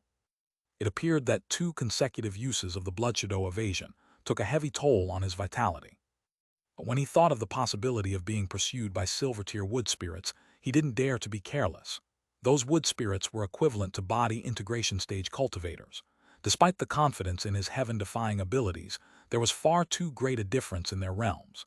He didn't dare to hope he could win, even if it was a lower silver-tier being. Were it not for the hidden people who assisted them and used a secret technique to restrict the silver-tier wood spirit, he feared they wouldn't have had the opportunity to flee. However, it was clear that the golden talisman restriction wouldn't hold them for long. Thus, they hurriedly fled. As it was possible any of them could be pursued by the silver-grade wood spirit, he didn't dare to linger.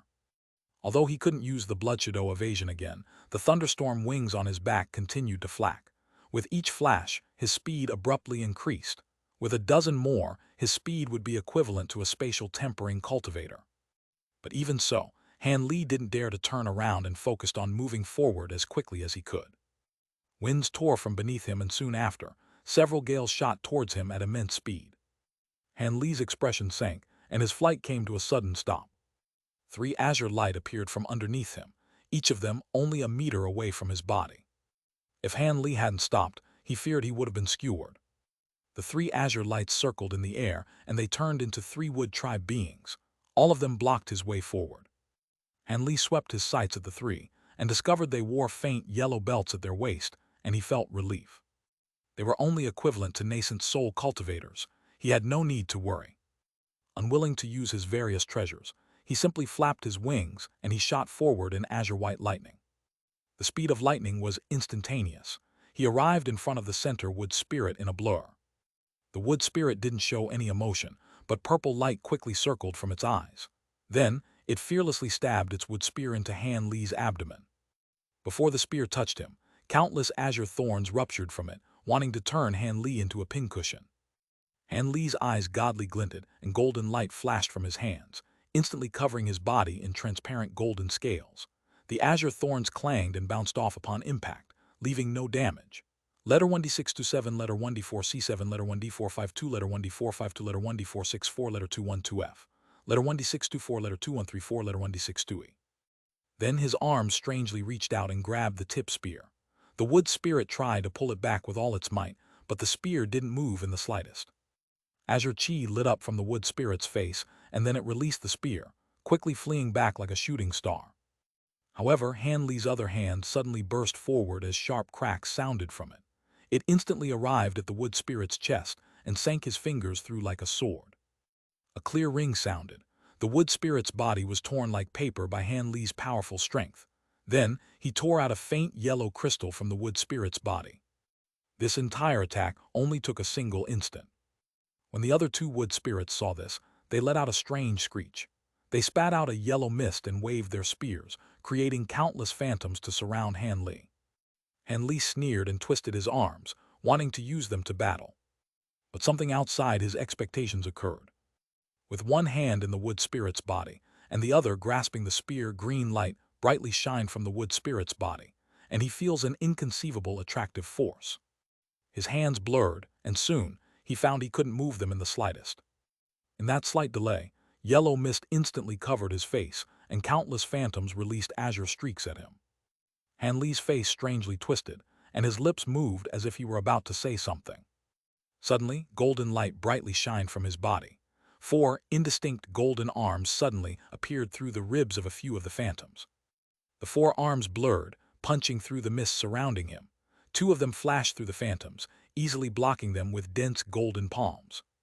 Meanwhile, the other 2 golden arms flicked their fingers at the 2 wood spirits, releasing 10 golden streaks of them. The wood spirits were alarmed, but a set of azure wood armor appeared from their bodies. They also had yellow wooden shields to protect themselves. However, the 10 sword streaks were formed from Han Li's bamboo cloudswarm swords. In a single flash, the 2 wood spirits were slashed apart into several pieces. However, Han Li didn't stop there. Of 2 of the summoned arms, he flicked their palms without end.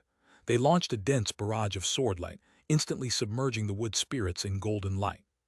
Han Li took a deep breath and caused his struck arms to tremble. A series of golden ripples strangely appeared from them. The 2 stuck arms in the wood spirit's body and the azure spear were slowly freed after touching the golden light and trembling. The wood spirit and the spear eventually scattered into azure wood fragments and disappeared. Han Li stretched his arms and golden light suddenly withdrew from his body. The 4 golden arms he summoned disappeared as well. Using the second portion of his Provenance true devil arts to deal with these nascent soul-grade wood spirits was beyond excessive. However, he only cultivated the technique to a shallow degree and wasn't able to use its true abilities. He still couldn't use it to face powerful enemies and could only use it to catch them off guard. However, once he reached spatial tempering stage and cultivated the third portion of the dual cultivation technique, he was confident the Provenance true devil arts power will reach an inconceivable stage. It will definitely be comparable to a top-grade technique. With that in mind, Han Li turned into an azure streak and shot away. Along the way, Han Li was encountered by several more waves of wood tribe beings. However, their cultivation was mostly at nascent soul stage. There were even a few that were weaker. Han Li was able to evade these wood spirits with ease. If he couldn't, he quickly dealt with them as he couldn't afford to tangle with them for long. However, despite his mad rush, he eventually came across a large problem half a day later. He encountered 2 wood spirits with purple belts. One was tall and sturdy while the other was slender. They appeared to be a man and a woman. Behind the 2 were 4 wood ape beasts that were 20 meters tall. They had silver fur and large yellow rods in hand.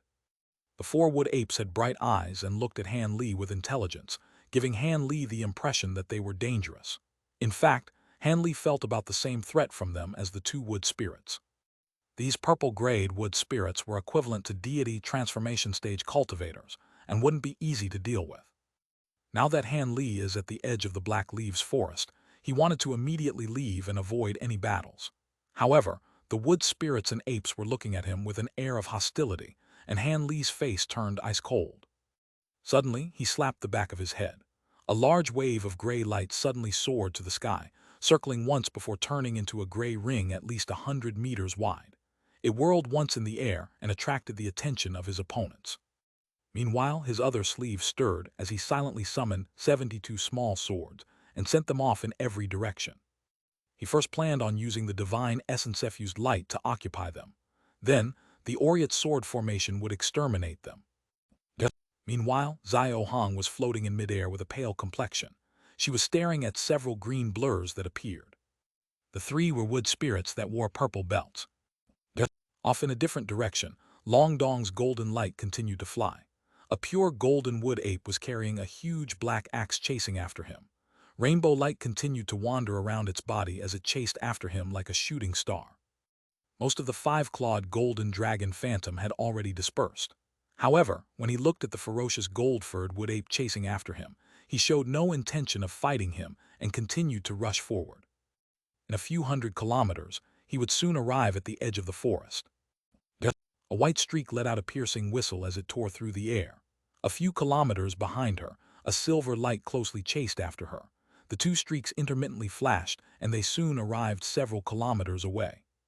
The white streak hadn't been able to shake off the silver light, and the silver light wasn't able to catch up to the white streak.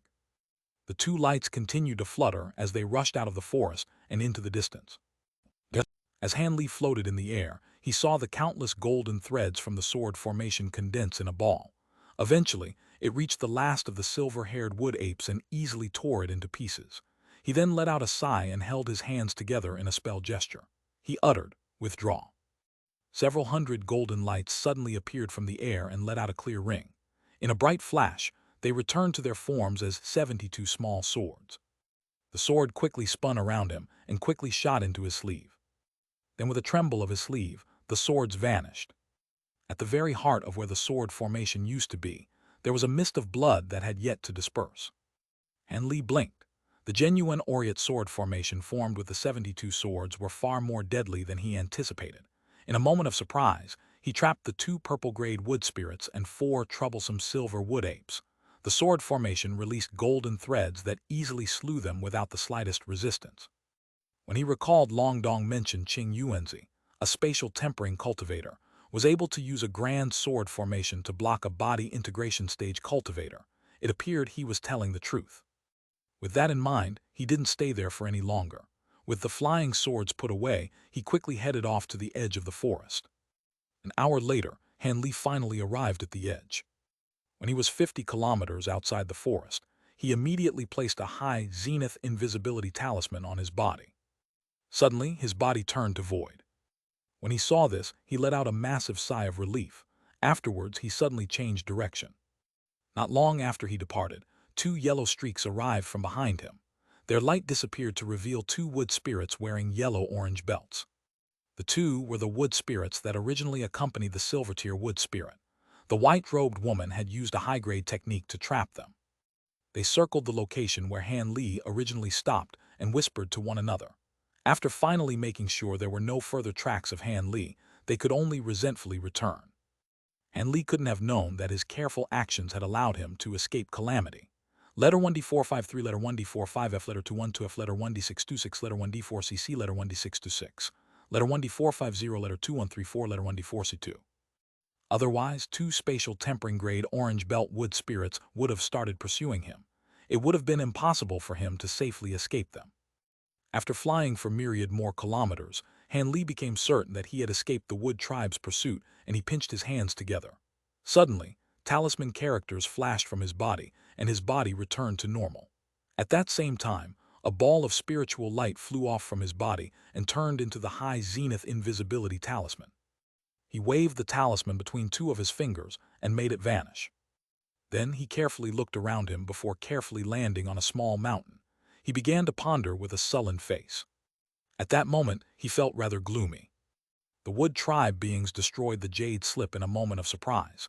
Could it be he had failed the mission? In that case, he wouldn't be able to acquire his needed earth-cleansing pills. Wouldn't he need to return to Deep Heaven City? No, whoever suddenly retrained the silver-tier wood spirit was clearly the spy the humans and demons had placed in the wood tribe. In that case, the Jade slip might have not been genuine. Perhaps information on the wood tribe is still on their body. So long as he finds this person, the mission will be complete. With that, he suddenly sensed a glimmer of hope. He seems he would have to find the white-robed young woman. Now, how would he find her? Han Li's face stirred, and a strange smile appeared on his face. His sleeve trembled and a transparent ball shot out. It circled him and turned into a palm-sized leopard. It was the leopard Kirin beast. The beast glanced at Han Li with its adorable green eyes and let out a soft purr. Without speaking, a light flashed from his hand and he summoned an azure spell plate. He chanted a few words and he swiped the plate through the air. Suddenly, a pea-sized white light flew out from the plate. It floated half a foot high from the plate and silently kept still. Han Li whistled and waved his hand at the small beast. The leopard Kirin yawned and remained still as if it were lazy. Han Li was dumbfounded. On the way to the wood forest, he let the beast mingle with the Weeping Soul beast for a few days. Could it be that it adopted the Weeping Soul beast's sleepy nature? However, now was not the time to bother with this. He stroked his hand past his storage bracelet and took out a small green bottle. He poured out a scarlet medicine pill and tossed it at the leopard. The lethargic leopard Kirin immediately felt its spirit roused, and it left an afterimage as it pounced into the air and swallowed the medicine pill. It wagged its tail as it purred and fawned over Han Li as if to get another. Without speaking, Han Li pointed at the spell plate's white light. Without needing to speak, he passed over his thoughts to the beast through spiritual sense. The small beast stirred without any further hesitation. In a moment, it strangely appeared on top of the spell plate and looked at the white dot several times. It tilted its head and then swallowed it. The leopard Kirin beast shut its green eyes for a while before opening them again. It then let out a soft growl. Han Li smiled. Ever since he acquired the small beast, he discovered in addition to its quick speed and durable body, it also had extraordinary tracking abilities. So long as the beast sensed something, no matter if the target was alive, dead, or behind a myriad of restrictions, it could find the item accurately. This kind of tracking doesn't merely use the physical senses. It was an inconceivable ability related to spiritual sense. At the very least, the beast was able to track Han Li down while he used the high zenith invisibility talisman and stood still. As for the spell plate and the speck of white light, it was obviously linked to the young, white-robed woman. He also had a speck of pure spiritual chi for the other cultivators as well. The small beast looked all around and tilted its head as if in thought. Soon, it stirred and shot off into a faint yellow blur. Han Li didn't immediately chase after it. Instead, he formed an incantation gesture and suddenly struck an azure light at the ground. As a result, a faint ring sounded from the ground. A ball of silver flame suddenly burst from the ground. A faint flame raven fluttered around it. Originally inside Black Leaves Forest, he had concealed a spirit-devouring flame raven in the ground. For the sake of carefulness, when Han Li escaped, he hadn't taken back the flame. Fortunately, the flame was already completely refined. Even at the speed he was traveling, he was still able to command it to follow him. Of course, the flame raven wasn't a true spirit beast. It needed to use a bit of magic power to maintain its shape. However, it was such a little amount to his current cultivation that he didn't mind. When he saw there was no problem with his flame raven, Han Li nodded. Then he pointed and the bird disappeared into the ground. It was still quite dangerous there. He may as well keep it prepared just in case. With that done, Han Li summoned light around himself and flew off in an azure streak. With a few blinks, he quickly chased after the leopard Kirin beast. The small beast was heading north. After a long while, it eventually changed direction. Han Li was startled, but he kept silent and changed direction with it. Afterwards, the leopard Kirin beast changed direction several more times. This caused Han Li's face to turn solemn. This illustrated that the white-robed woman, Yi Ying, was continuously shifting movements, likely because she was still being pursued. She wouldn't have sharply changed direction so many times if this were not the case. However, this wouldn't stop him. With his current abilities, so long as he wasn't heavily surrounded or faced an opponent with vastly superior cultivation, he was confident he'd be able to preserve his life. As he needed this woman to acquire his earth-cleansing pills, he couldn't leave her alone. Expressionless, Han Li closely followed the leopard Kirin and chased after it like azure lightning. The chase continued for 3 entire days, but Han Li had yet to catch sight of her. But on the morning of the 4th day, he arrived at the edge of vast blue waters with no end in sight. The leopard Kirin beast suddenly stopped. With roused spirits, Han Li arrived at the beast's side in a flash of azure light. The beast turned its raggy head and softly whimpered as if it were trying to say something. If it were anyone else, they wouldn't be able to understand, but Han Li happily said, "You mean they aren't far away? We've arrived. You can have this. Go ahead and return." Han Li flicked his finger and tossed another scarlet medicine pill. The small beast blurred with delight and caught the medicine pill in midair. It spat out a white speck of light and flew back into Han Li's sleeve in a chain of afterimages. Han Li flipped his hand and took out a spell plate, absorbing back the white speck. Then, light flashed from his hand, and he summoned a high zenith invisibility talisman. When Han Li saw its dim light, he frowned and hesitated. He then summoned an identical talisman with a flip of his hand. However, the purple talisman he produced was brimming with dazzling light. For his trip into the wilderness, he spent great effort to refine an additional 2 high zenith invisibility talismans. He had already spent most of the power of the first talisman. For the sake of carefulness in the face of unknown danger, Han Li had best use the fresh talisman. After putting away the dim talisman, his new talisman blurred and silver characters flashed. His body disappeared. Soon after, he formed an incantation gesture, and his body blurred. He easily flew in the direction that the leopard Kirin pointed at. It was unknown if the water belonged to a huge lake or if it were the edge of a sea. After he flew for over 600 kilometers, he didn't spot any land. He did eventually come across a small, unremarkable island. The island was 5 kilometers long and was dense with vegetation. It appeared to be entirely uninhabited. Han Li glanced at the island and then raised his head, looking around. He quietly flew towards the center of the island. According to what the leopard Kirin said, it should be the island. There was a small basin at the heart of the island, with a few gray-white stones stacked on top of one another. A white-robed young woman with a pale complexion sat on a huge stone cross-legged. There was a wood tribe woman respectfully standing at attention in front of her. When Han Li saw this, he was alarmed and he came to a sudden stop. He examined the unfamiliar woman with narrow eyes. The woman's flesh was exactly the same as a common wood spirit, a shallow green. Also, she wore an orange-yellow belt, revealing herself to be a tree spirit at spatial tempering stage. But under closer examination, Han Li discovered the woman appeared much different compared to an ordinary wood spirit.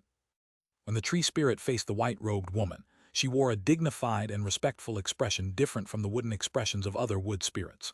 Furthermore, Han Li was able to sense a vastly powerful fire spiritual power from the woman's body, despite not releasing his spiritual sense. Only pure wood spiritual chi should be present in a wood tribe being. This person wasn't a wood spirit. Han Li quickly came to this conclusion. Afterwards, he looked at the young woman. He discovered, in addition to the young woman's deathly pale complexion, there was a fist-sized bloodstain on the young woman's chest. It was as if a blood flower had blossomed, a clear indication of a wound. When he saw this, Han Li hesitated, considering whether he should reveal himself. At that moment, the young woman raised her head and smiled at him. "Brother Han, since you're here, how about you join me and rest?" Han Li felt deeply shocked when he heard this. How was it possible for her to see through his invisibility? The high zenith invisibility talisman might not be effective against body integration stage cultivators, but it could definitely hide him from spatial tempering stage individuals. Could it be the woman was pretending? But the woman smiled in his direction, clearly showing his position. The only explanation he could think of was that she had a spiritual sense equivalent to a body integration cultivator. Han Li felt bewildered. After some thought, silver talisman characters flickered from his body, and his body slowly came into view. Soon after, he slapped his body and summoned a purple talisman into the air, and then his hand. With a calm appearance, Han Li descended to the ground. "Fellow Taoist Yi, who is this fellow Taoist? Could you introduce me to her?" "Sure. This is the spy that the humans and demons placed in the wood tribe, fellow Taoist Yi Chu.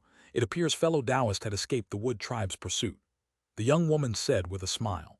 She then examined Han Li with a smile.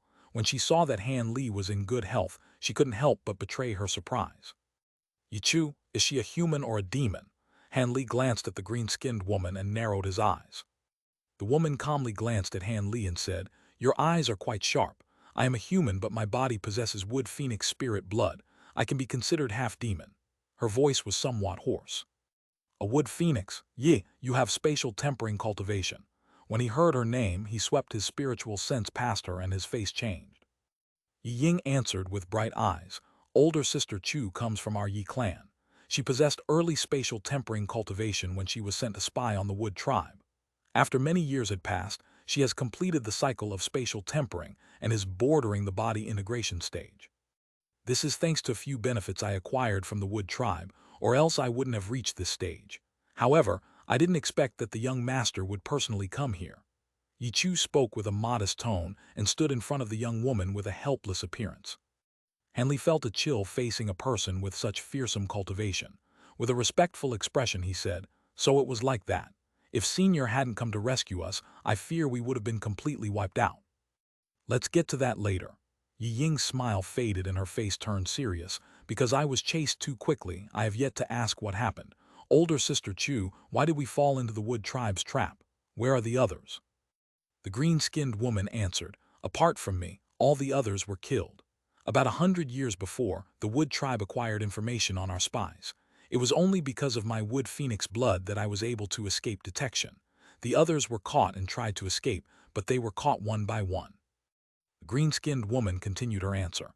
"As for why you were ambushed, it was because the wood tribe's higher echelon altered the scope of the dream-sifting tree's detection. I fear they detected you as soon as you entered. Fortunately, the upper echelon of the wood tribe doesn't view Black Leaves Forest with much importance. It only sent a single lower silver-tier wood spirit to oversee it. Otherwise, it would have been difficult for you to escape them." The young white-robed woman, Yi Ying, slowly said, "So it was like that. Older sister Chu, these last 1,000 years must have been hard on you. It's nothing. These past few years in the Wood Tribe haven't been spent in vain. I've grasped many of their secrets. I've even made connections in the tribe, but I am certain I am now exposed. I cannot continue to stay here. Han Li felt his heart stir. Yi Ying smiled. Deep Heaven City is possible on the brink of another war. Even if nothing happens, the clan master plans on calling you back. With your current cultivation, there is no point in continuing to hide here. However, her smile seemed to provoke her injuries, and she coughed several times, causing her face to turn paler. Is the young master all right? How about you take another Phoenix Spirit pill? Yi Chu proposed with a tense expression. No need, there aren't many left, I'll leave them for something else. Yi Ying shook her head. What, is Lady Yi heavily injured? Han Li blinked. Yi Ying curled her lip and unhappily said, that silver-tier tree spirit landed a clean blow. Would you say the injury is grave? If it is an ordinary internal injury, I have several medicine pills for that. Perhaps they'll be useful. Han Li said with a calm tone. He then waved his sleeve and summoned several medicine pills in her direction. Yi Ying raised her brow. She reached out for the air and summoned them into her grasp. She then opened them and took a few whiffs. Having some medicinal knowledge, she wore an astonished expression and immediately uttered their names. Wondrous Grass Pill, 100 Blessings Pill, Returning Spirit Water. Brother Han is quite generous to present these sacred medicines to me. In that case, I won't hold back. With her status, Yi Ying could have prepared a few of them, but she felt disbelief that a deity transformation cultivator could take out so many of them in a single breath. The young woman blinked and promptly opened the bottles, swallowing several of the pills, revealing her trust in Han Li. Han Li felt some admiration for her decisive actions. Of course, she most likely had some sort of secret technique, so she had no fear there was something wrong with the medicine pills. After she swallowed the pills, color returned to Yi Ying's face. Then she glanced at Han Li and asked, "Ah yes, how did you find me? If I'm not mistaken, your invisibility talisman seems to be a silver rune talisman. Might I know its name? This is the first time I've seen such a high-grade silver rune talisman. I have a bit of experience with tracking techniques. As for the talisman, it is called the High Zenith Invisibility Talisman. It is something I unintentionally came across. Its effects are truly marvelous. I was quite astonished when you were able to see through it. May I know how you did it? I fear even a spatial tempering cultivator would have trouble seeing through it." Han Li smiled and returned her question with a question. I cultivate a technique that happens to penetrate most concealment techniques. It wasn't odd that I could see through it. Brother Han need not take it to heart. Yi Ying pursed her lips into a mysterious smile. When Han Li heard this, he could only wryly laugh. Although he knew her answer was false, it was difficult to continue asking her about it. Yi Ying then said, "There is still another matter. Older sister Chu, you should be carrying the information on the Wood Tribe. We should take advantage of this moment to send it over to Deep Heaven City in case of any surprises." "Yes, young master," the green-skinned woman promptly replied. Han Li wore a calm expression, but he felt slight. Yi Ying reached for her storage bracelet and took out a sparkling silver square plate. The green-skinned woman then opened her mouth and spat out an emerald jade slip. Han Li also possessed a plate. It could transport exquisite objects to Deep Heaven City. After a single use, the spell plate would be destroyed. Since Yi Ying used her own teleportation plate, Han Li didn't need to do anything else. According to the tool refinement masters of Deep Heaven City, it was something that had been recently developed. Otherwise, if Yi Chu originally brought one, Han Li and the others wouldn't have needed to make the journey. Yi Ying waved her hand and struck the spell plate with a white spell seal. Suddenly, it brightly shined white. She then tossed the spell plate in front of her, and it turned into a foot-large spell formation. It spun throughout the air and began to hum. "Let us be quick. Although it is only a small-scale spell formation, it can alert the Wood Tribe," Yi Ying quickly said. Yi Chu tossed the jade slip without another thought. When it landed inside the light formation, it floated in midair. Yi Ying then struck the plate with another spell seal. Silver talisman characters suddenly appeared from the spell formation, and it roiled. The jade slip then disappeared with a clear ring. Soon after, the light formation vanished, and the silver plate returned to normal. However, the plate's engravings had completely disappeared, and the plate was thoroughly cracked. Han Li felt joy, and he flipped his hand to produce an azure jade talisman. He stared at it with complete attention. It was the myriad distance talisman that Deep Heaven City's higher echelon had given him before he set off for the mission. Yi Ying smiled when she saw this and put away the destroyed plate. Then she took out her own myriad distance talisman and attentively looked at it. Yi Chu remained expressionless and stood still. For a time, silence filled the air. When the time it took to finish a cup of tea had passed, Han Li's and Yi Ying's myriad distance talismans brightly shined, and they released a string of talisman characters. Han Li's heart fluttered as he committed each of the characters to memory. The characters densely covered the entire Jade talisman. Then, light withdrew and the Jade slip turned dim once more. At that moment, Han Li smiled. What Deep Heaven City had sent over was clearly the method to dissolve the restriction on his bottle of earth-cleansing pills. It appeared the city had recognized that their mission was completed and that they were granted freedom. Feeling ecstatic, Han Li turned his sights on Yi Ying. When the woman stared at her myriad distance talisman, her lips curled, clearly satisfied with the contents of what was displayed. Han Li's heart stirred. The woman didn't need earth-cleansing pills. It was unknown what the city's higher echelons pledged to her to make her brave this danger. The young woman finally looked through the contents of the Jade talisman, and she put it away. She then giggled at Han Li and said, "What? Brother Han should have acquired what he wanted as well." "That's right," Han Li replied with a smile. The young woman said with a deep tone, "In that case, let's hurry away. Even if you have other plans, you can't possibly want to stay in the Wood Tribe's territory either." Han Li stared at the young woman for a long while and slowly nodded. When she saw Han Li's answer, he felt happy and gave the green-skinned woman a command. Yi Chu acknowledged her and released a treasure from her hand. It was a foot-long, yellow wooden bird puppet. Yi Chu cast a spell seal and the bird rose into the air. Meanwhile, light quickly radiated from it. In the blink of an eye, it turned over 40 meters wide. It appeared vivid and true to life. Yi Ying and Yi Chu wordlessly jumped on top of it. With some brief surprise, Han Li followed after them. Yi Chu shouted a command and the bird's huge wings unfolded, instantly surrounding them in a ball of yellow light as they streaked through the sky. Ever since Han Li grouped up with the two, none of them had yet to mention their other teammates. It was as if they hadn't existed. When the wooden bird flew for half a day, a silver streak shot off from the horizon and flew several circles around the island where the cultivators were. It then flashed, hurrying off in the direction where the wooden bird fled. A month later, a ball of yellow light swept across the wilderness. It was the wooden bird, carrying Han Li and the other two. Ever since they set off, Yi Chu had been utilizing the wooden bird with her entire power. They were as fast as lightning, and she had no intention of slowing down. In this case, they were able to arrive at the entrance of the southern skyline in such a short amount of time. Han Li and the two women couldn't help but feel relief. But at that moment, storms suddenly surged in front of them and thunder roiled. The sky turned incredibly dark as dark clouds roiled around them, covering over half the sky. Faint howls could be heard past the booming thunder. The howls weren't loud, but they were muffled, giving them an imposing presence. The two women's expressions vastly changed when they heard them. "This is..." Han Li narrowed his eyes and wore hesitation on his face. At that moment, several huge silver arcs flashed from the dark cloud and thunder rang from it. Like a huge mountaintop penetrating the clouds, two faintly golden eyes opened from the black sky. It rigidly stared at the wooden bird from a distance. Under the darkness, Han Li sensed an icy chi suddenly crawl up his back and instantly envelop his body. For a time, he wasn't able to move his body in the slightest. "That's the head of a dragon, the head of a true dragon, definitely not the head of a mere worm." Han Li was shocked as he looked up at the gargantuan creature in the distant sky. The massive head in the sky was completely identical to the heads of true dragons he'd seen in tomes.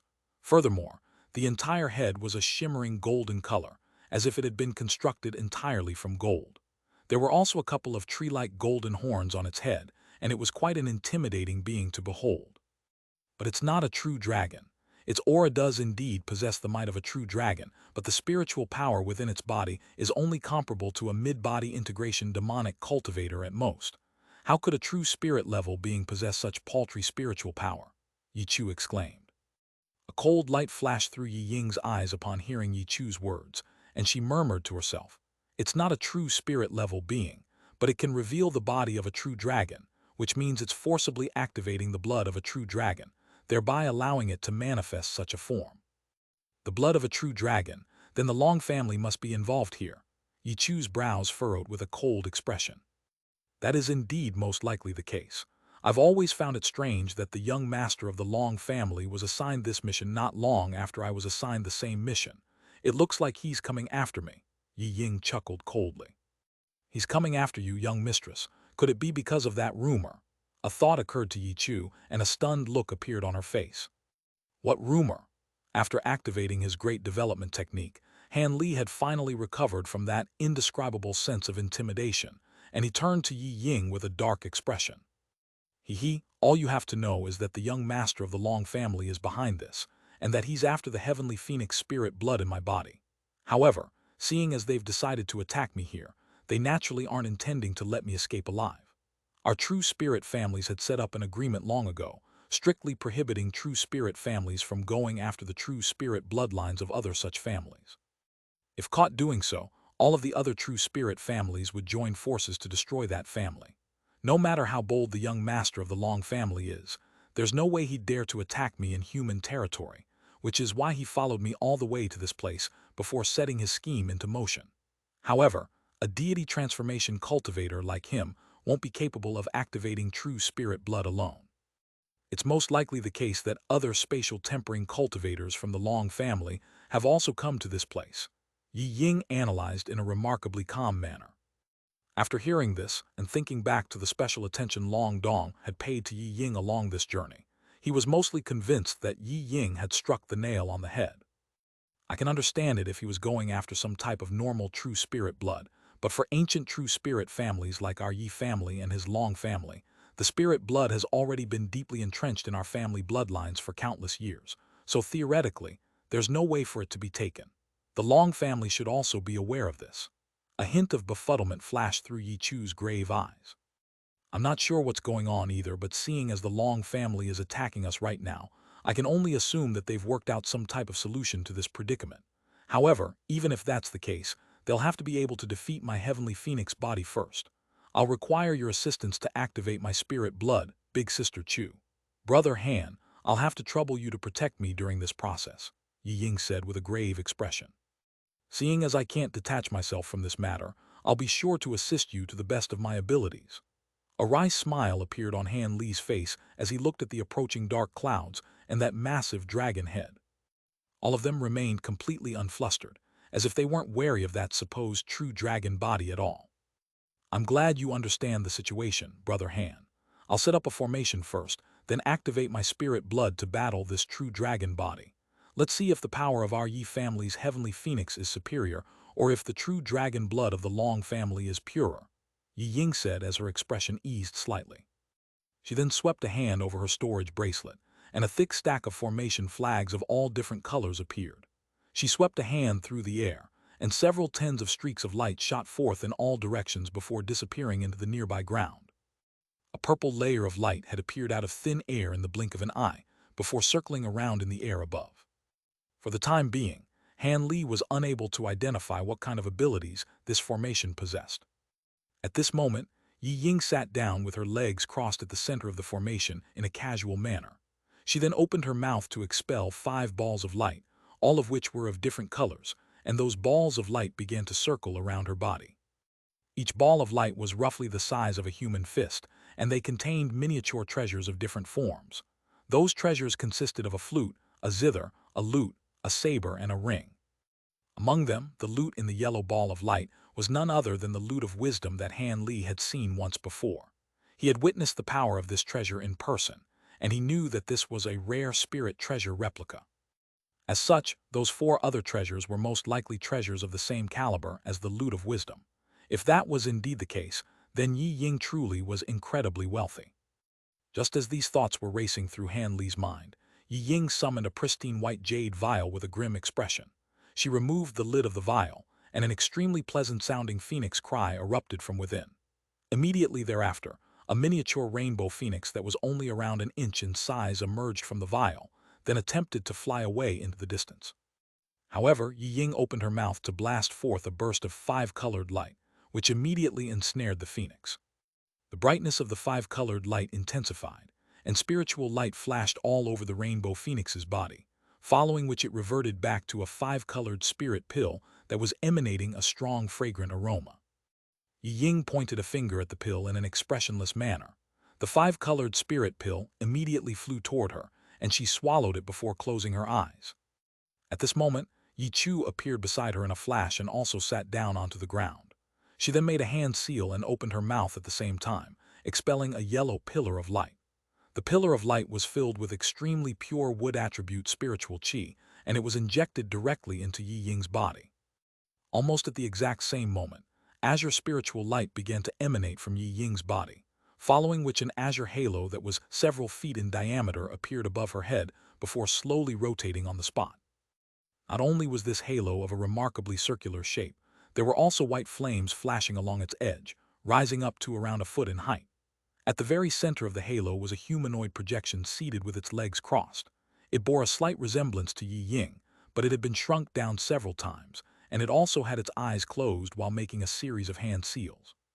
The projection within the halo abruptly opened its eyes to reveal five-colored light swirling within its pupils, presenting an extremely peculiar sight to behold. At this point, the dark clouds in the distance were only several kilometers away from them.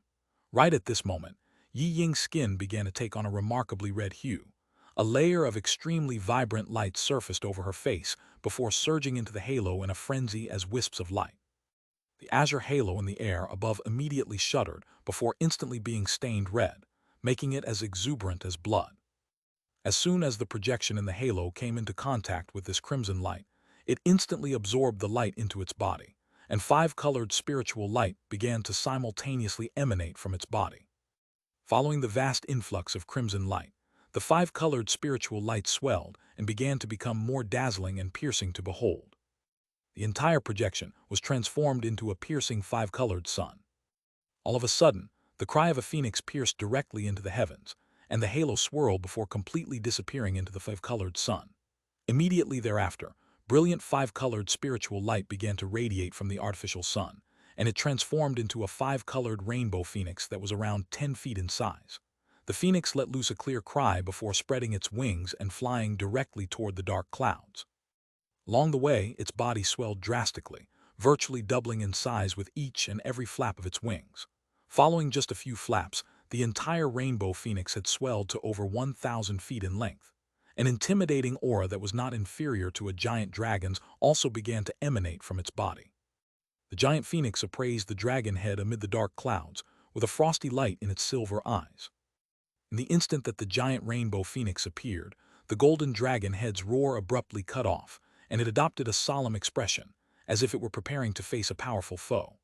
The dark clouds and lightning flashed, following which a golden body that was over 2,000 feet in length was finally revealed. This true dragon body appeared to be around twice the size of the five-colored rainbow phoenix. Even though the phoenix was clearly significantly smaller than its enemy, it wasn't fearful in the slightest as it flapped its wings. Gusts of gale-force winds were swept up as thick pillars of wind rose into the air. Meanwhile, countless specks of white light surfaced close to one of its wings. Following a rapid string of spluttering sounds, the specks of light transformed into balls of white flames that quickly began to swell in size, forming a sea of white flames in the blink of an eye. As such, a peculiar scene appeared. With the rainbow phoenix's wings as a boundary, one half of the sky was filled with howling winds and violent azure wind attribute power, while the other half of it was ignited by a sea of tumbling white flames, emanating scorching temperatures that made the air shimmer and warp. Upon seeing this, the golden dragon's aura also abruptly became more chaotic and violent. Loud thunderclaps erupted from within the dark clouds up above, and countless bolts of lightning came crashing down. These bolts of lightning transformed into silver lightning worms, each of which was over 100 feet in length, and countless such lightning worms began to gather around the golden dragon. Just as Han Li was looking on from down below in a flabbergasted manner, the roar of a dragon and the cry of a phoenix rang out in unison. The golden dragon opened its mouth to blast forth a golden pillar of light, and the silver lightning worms around it also immediately surged toward the phoenix. Meanwhile, the rainbow phoenix swept both wings forward at once, sending forth an azure typhoon and a white sea of flames in retaliation. Explosive rumbling booms instantly rocked heaven and earth as the two true spirit bodies finally clashed. Han Li looked on at the battle unfolding up above with narrowed eyes, but most of his spiritual sense had been released to the area near the formation in case any unforeseen circumstances were to arise. The silver arcs of lightning, azure gusts of gale-force winds, and white flames intertwined with one another. Amid the clash of the three different types of powers, glimpses of the bodies of the golden dragon and the rainbow phoenix could be gleaned from time to time, and they were engaging in a physical brawl just as normal beasts would. Of course, their powers and abilities were far beyond those of normal beasts. As the golden dragon swept its claws through the air, it was able to easily tear through space, while the rainbow phoenix was able to make space twist and deform with a flap of its wings. Resounding booms rang out incessantly between the two creatures, and it was as if the entire sky could be torn apart at any moment. Han Li was feeling quite astonished as he witnessed this battle. If these so-called true spirit bodies were already this devastatingly powerful, then just how unfathomably destructive would true dragons and heavenly phoenixes be? The records on the tomes suggested that true dragons and heavenly phoenixes were beings that defied the natural order, and that they didn't even have to fear the true immortals of the true immortal realm. It appeared that those claims could indeed be true. Han Li stared up at the golden dragon and rainbow phoenix in the air above with an intense, unblinking gaze. The two appeared to be completely evenly matched. In that case, wouldn't this become a prolonged battle of stamina that could rage for days on end? With that in mind, Han Li cast his gaze toward Yi Ying and Yi Chu, and his expression immediately faltered at the sight that he was greeted with. Both of the women had their eyes tightly shut while maintaining a hand seal, and five-colored light was swirling erratically over their bodies. Yi Chu was still blasting azure light out of her mouth, which continued to pour forth into Yi Ying's body, but the color of her skin had already changed drastically. Her initial green skin had turned translucent and as pristinely white as jade. She had completely transformed into a seductive beauty, who appeared to be in her late teens with a gorgeous oval face and a pair of exuberant eyes. Yi Chu seemed to have sensed Han Li's gaze, and she turned her attention to Han Li with a completely cold and emotionless look. Han Li could naturally sense the hint of anger in her eyes, and he gave her a smile before immediately turning away. Right at this moment, a peculiar crackling sound rang out in the air above. Han Li's heart stirred as he directed his attention upward again. In doing so, he discovered that the situation up above had taken a drastic turn. The gusts of powerful winds were transforming into blue spiritual light as massive translucent ice lotus flowers blossomed in the air. A burst of glacial power that could congeal the entire heavens had suddenly been injected into the battle. This burst of glacial power somehow managed to coexist in perfect harmony with the sea of white flames. In fact, not only did these vastly contrasting powers not reject one another, they presented an enhancement effect to each other instead, effectively doubling their respective powers. Flowers of white flames and blue ice lotus flowers intertwined, spreading over virtually the entire sky and forcing back the lightning worms at a steady rate. The rainbow phoenix had unleashed some kind of strange technique to convert the power of wind into glacial power, thereby allowing it to gain the upper hand in this battle. So you're able to convert between powers of the five elements. Looks like you finally unleashed the yin-yang extreme mantra. Good, very good. This day has finally come. The golden dragon in the sky was clearly being forced onto the back foot, but not only was it not flustered in the slightest, it began to chortle with elation instead. You know of this cultivation art. A hint of bewilderment crept into the rainbow phoenix's voice as it faltered in midair. The phoenix's voice was identical to that of Yi Ying's. However, the giant dragon in the sky completely ignored the rainbow phoenix's question. Instead, a burst of thunderous chanting erupted from its mouth, following which an astonishing scene unfolded. The golden light around the dragon's massive body receded, transforming into a vibrant crimson color instead. The dragon then opened its mouth to blast forth a thick pillar of crimson light. As soon as this pillar of light came into contact with the air, it materialized into a giant sword that was over 100 feet in length. The sword was of a translucent crimson color with a dragon hilt and a phoenix blade. An overwhelming aura of blood and gore was surging violently from the sword, inducing within one the urge to puke. That's the blood crystal Mo sword. To think that this spirit treasure fell into your hands, could it be that you're planning? The rainbow phoenix was shocked at the sight of this sword, and a thought immediately occurred to it, sending it into a state of panic. It abruptly spread its wings and desperately attempted to flee the scene. It's too late to try and run now. A cold voice sounded from the dragon's cavernous mouth as it pounced forward. At the same time, its body shrank at a rapid rate, transforming into a streak of crimson light that was around 10 feet in length in the blink of an eye before disappearing into the crimson sword. Immediately thereafter, the sword tremored before slashing at the rainbow phoenix from afar. Faint crimson light flashed as a crimson sword projection over 1,000 feet in length swept toward the rainbow phoenix, traveling far too quickly for the phoenix to be able to react to it. In response to the oncoming attack, the rainbow phoenix let loose a cry of shock and fury. Its enormous body appeared to have remained completely unscathed, but a crimson phoenix projection that was several feet in size had been forced out of its body. The crimson sword projection then swept backward, transforming into a streak of crimson light that enveloped the crimson phoenix projection within. The streak of light then rapidly hurtled backward, disappearing into the sword after just a few flashes. Brilliant crimson light erupted from the sword amid a dull, buzzing sound. Meanwhile, the rainbow phoenix's body disappeared as specks of spiritual light amid a dull thump. Only a small swath of crimson light descended from among the specks of spiritual light, disappearing into Yi Ying's body in the blink of an eye. Yi Ying shuddered as she opened her eyes with an expression of incredulity and horror on her face. The blood of the heavenly phoenix, most of my true spirit blood has been taken by this sword. Yi Ying's voice was a little hoarse, and her calm facade had completely crumbled. A stream of azure light erupting from Yi Chu's mouth cut off as a frosty expression appeared on her face. There's no need to panic, young mistress. The blood of the heavenly phoenix is not that easy to take. It's only been temporarily trapped by that sword at this point. Even if cultivators from the Long family have manipulated their true dragon blood to enter this sword, they still won't be able to truly take and assimilate the spirit blood in a short time. If we can take this sword, there's a chance that we'll be able to recover the spirit blood and perhaps even take their true dragon bloodline in the process. After hearing Yi Chu's words of reassurance, Yi Ying finally recovered some of her composure. After a brief pause, she said, "You're right, I can still sense the existence of the portion of my spirit blood that was taken, so we still have a chance.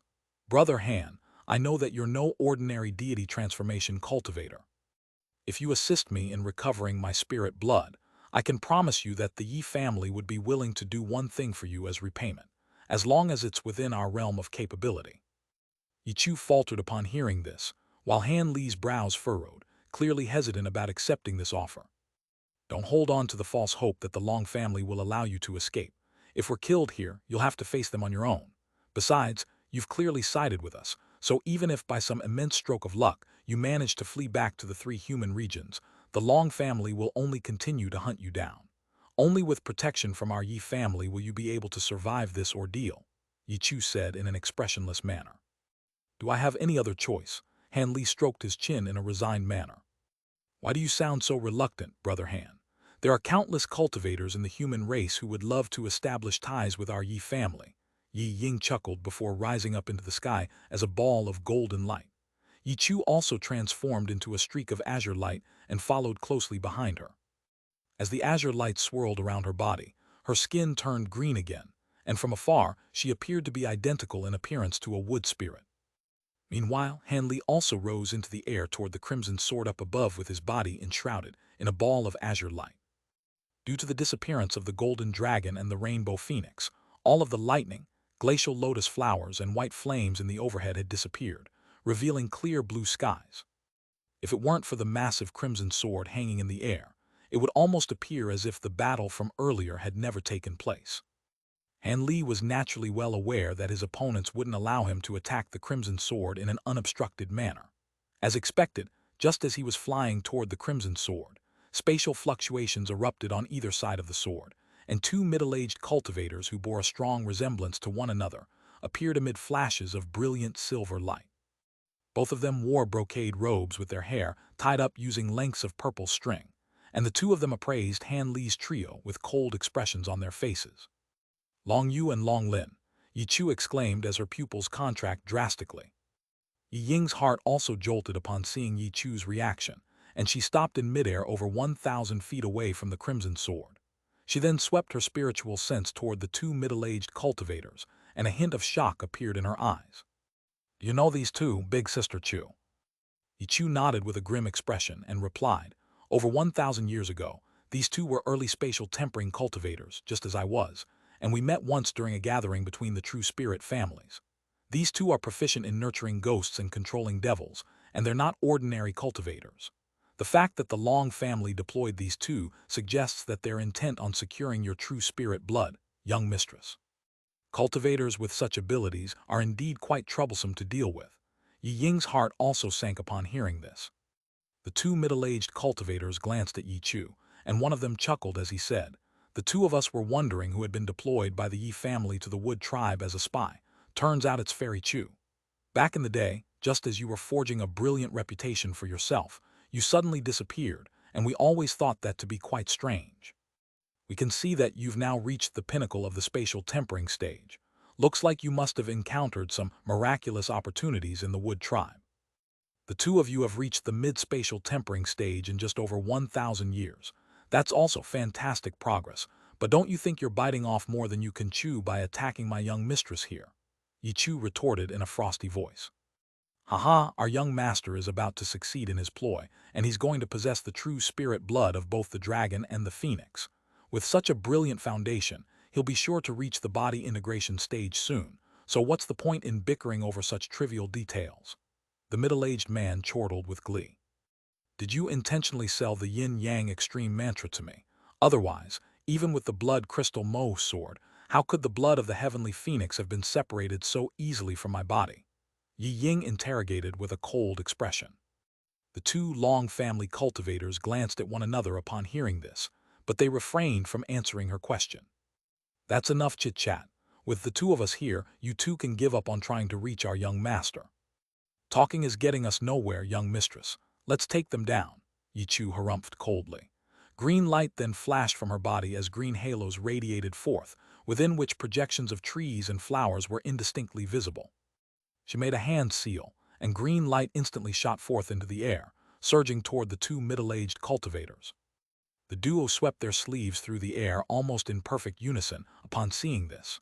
One of them summoned an antiquated crimson book, while the other produced an inky black scroll. One of them raised a hand and pointed at the crimson book, flipping through the pages of the book as countless crimson runes surfaced. Those runes then transformed into crimson devil projections, all of which opened their mouths to produce streaks of crimson light that hurtled toward the azure light rising up from below. Meanwhile, the other middle-aged cultivator unfurled his black scroll, and a gust of black wind whistled forth from within amid a swath of mist before also hurtling toward the azure light.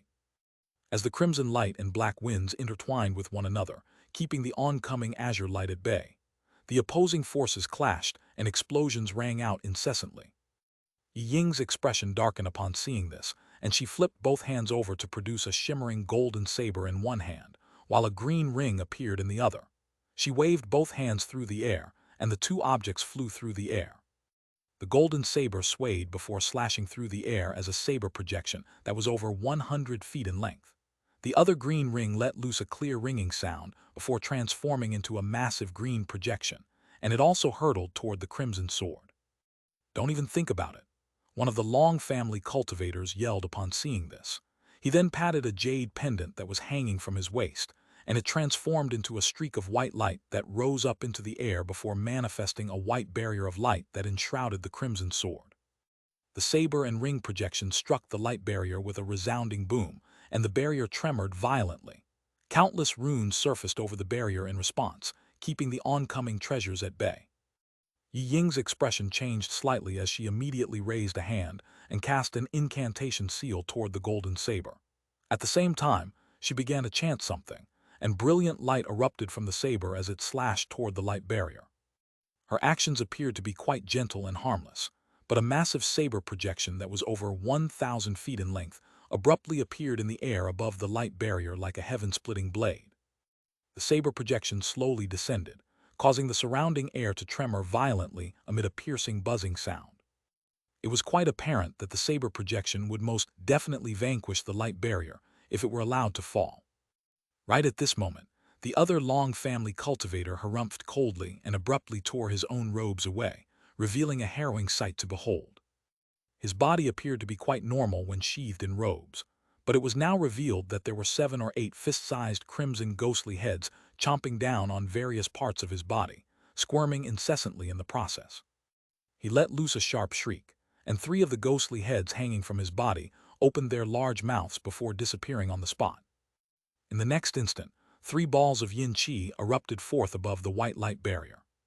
Within the inky black qi, 3 red ghosts with crimson hair that were around 50 to 60 feet tall emerged.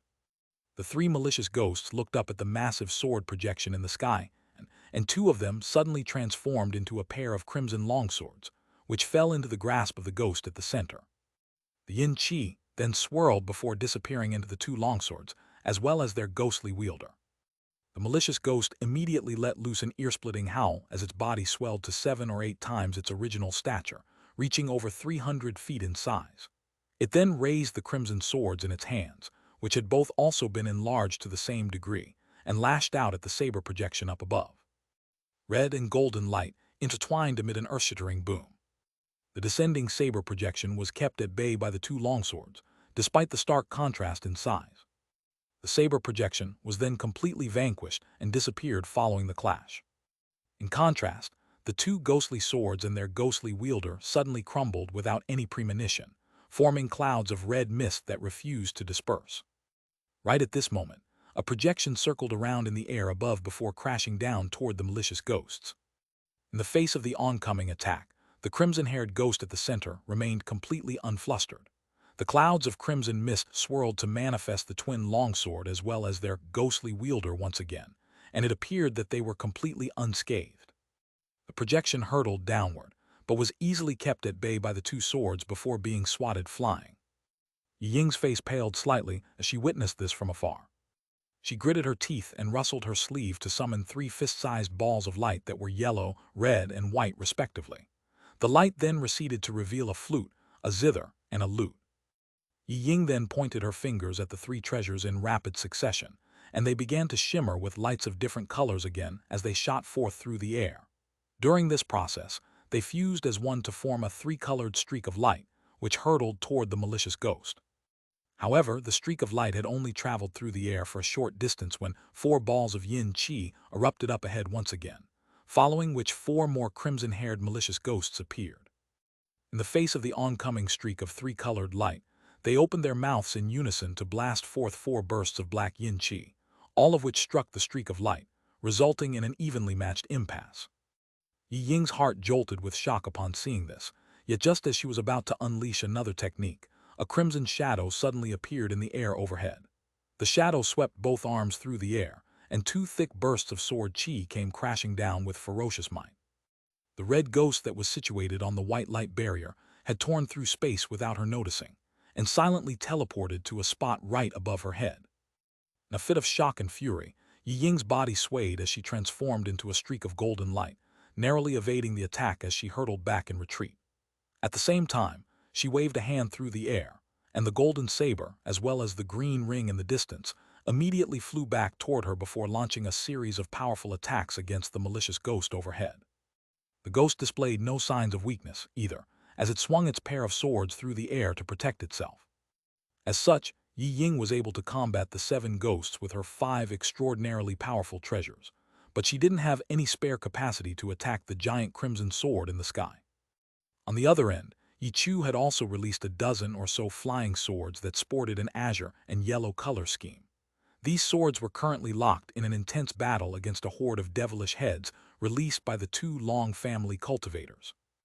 All of these devilish heads were comparable in size to human heads, but they possessed no bodies and were extremely sinister in appearance. All of them were blasting purple devilish qi out of their mouths, creating a vast expanse of mist in the surrounding area with a radius of around 1,000 feet. Even Yi Chu had been swept up in this devilish mist, and despite unleashing several powerful abilities in quick succession, she found herself unable to extricate herself from this mist in a short time. As such, she could only release a layer of protective azure light to shield herself from the mist. She cast an urgent glance around her, and her heart immediately sank as she witnessed the situation that Yi Ying was in. However, a thought then suddenly occurred to her, and she turned her gaze toward another direction, upon which her expression faltered slightly. The place that she was looking at was exactly where Han Li was situated. At this moment, he had his hands clasped behind his back and remained completely stationary as he hovered in midair. It wasn't that Han Li didn't want to join in on the action. It was just that there was a young woman in a black dress standing in his way with a hint of a smile on her face. She was none other than Xiao Hong of the Black Phoenix race. Han Li seemed to be rather wary of her, and didn't dare to recklessly spring into action. This is a matter concerning our human race. Are you trying to look for trouble by intervening in this conflict between our two true spirit families? Yi Chu yelled in a cold and threatening voice. I can stand aside and detach myself from all this as long as you're willing to hand over your heavenly phoenix feather. If you're willing to do so, I'll leave this place right away, Xiao Hong chuckled. Yi Chu's expression changed slightly upon hearing this, and she immediately denied. What heavenly phoenix feather? How would I have something like that? He, have you forgotten that a member of our demon race was also to the Wood tribe as a spy? He sent news back to the demon race many years ago, stating that the Wood tribe was in possession of 3 heavenly phoenix feathers, which could be used by a heavenly phoenix for resurrection purposes. Otherwise, why would a spatial tempering cultivator like you be willing to stay in the Wood tribe as a spy for so many years? Now that even young Mistress Yi has appeared here in person, you must have secured the heavenly phoenix feather already, right? Xiao Hong said with a faint smile. Letter 1D557, letter 1D5FF, letter 1D556, letter 1D41, letter 1D430, letter 1D5F2, letter 1D680, letter 1D428, letter 1D696. Yi Chu and Yi Ying both fell silent upon hearing this. Xiao Hong chuckled coldly before turning her gaze toward Han Li again. Brother Han, I know that you possess some extraordinary abilities, but it won't be easy for you to defeat me. How about we stand by and wait for the outcome of their battle to be decided before taking any further action? Han Li had naturally already gleaned the situation that the two Yi family cultivators were in, and following a brief silence, he suddenly chuckled. I really don't want to fight you either, fellow Taoist, but if I wait for that young master long to fuse the true spirit bloods, I'm going to be in great peril. Seeing as we were comrades for a while, I'll give you one last chance. Are you going to step aside or not? Xiao Hong's expression darkened, and her voice cooled as she replied, I'll have to refuse. Fine. Han Li abruptly stepped forward, and his body blurred as he somehow covered a distance of over 200 feet in the blink of an eye.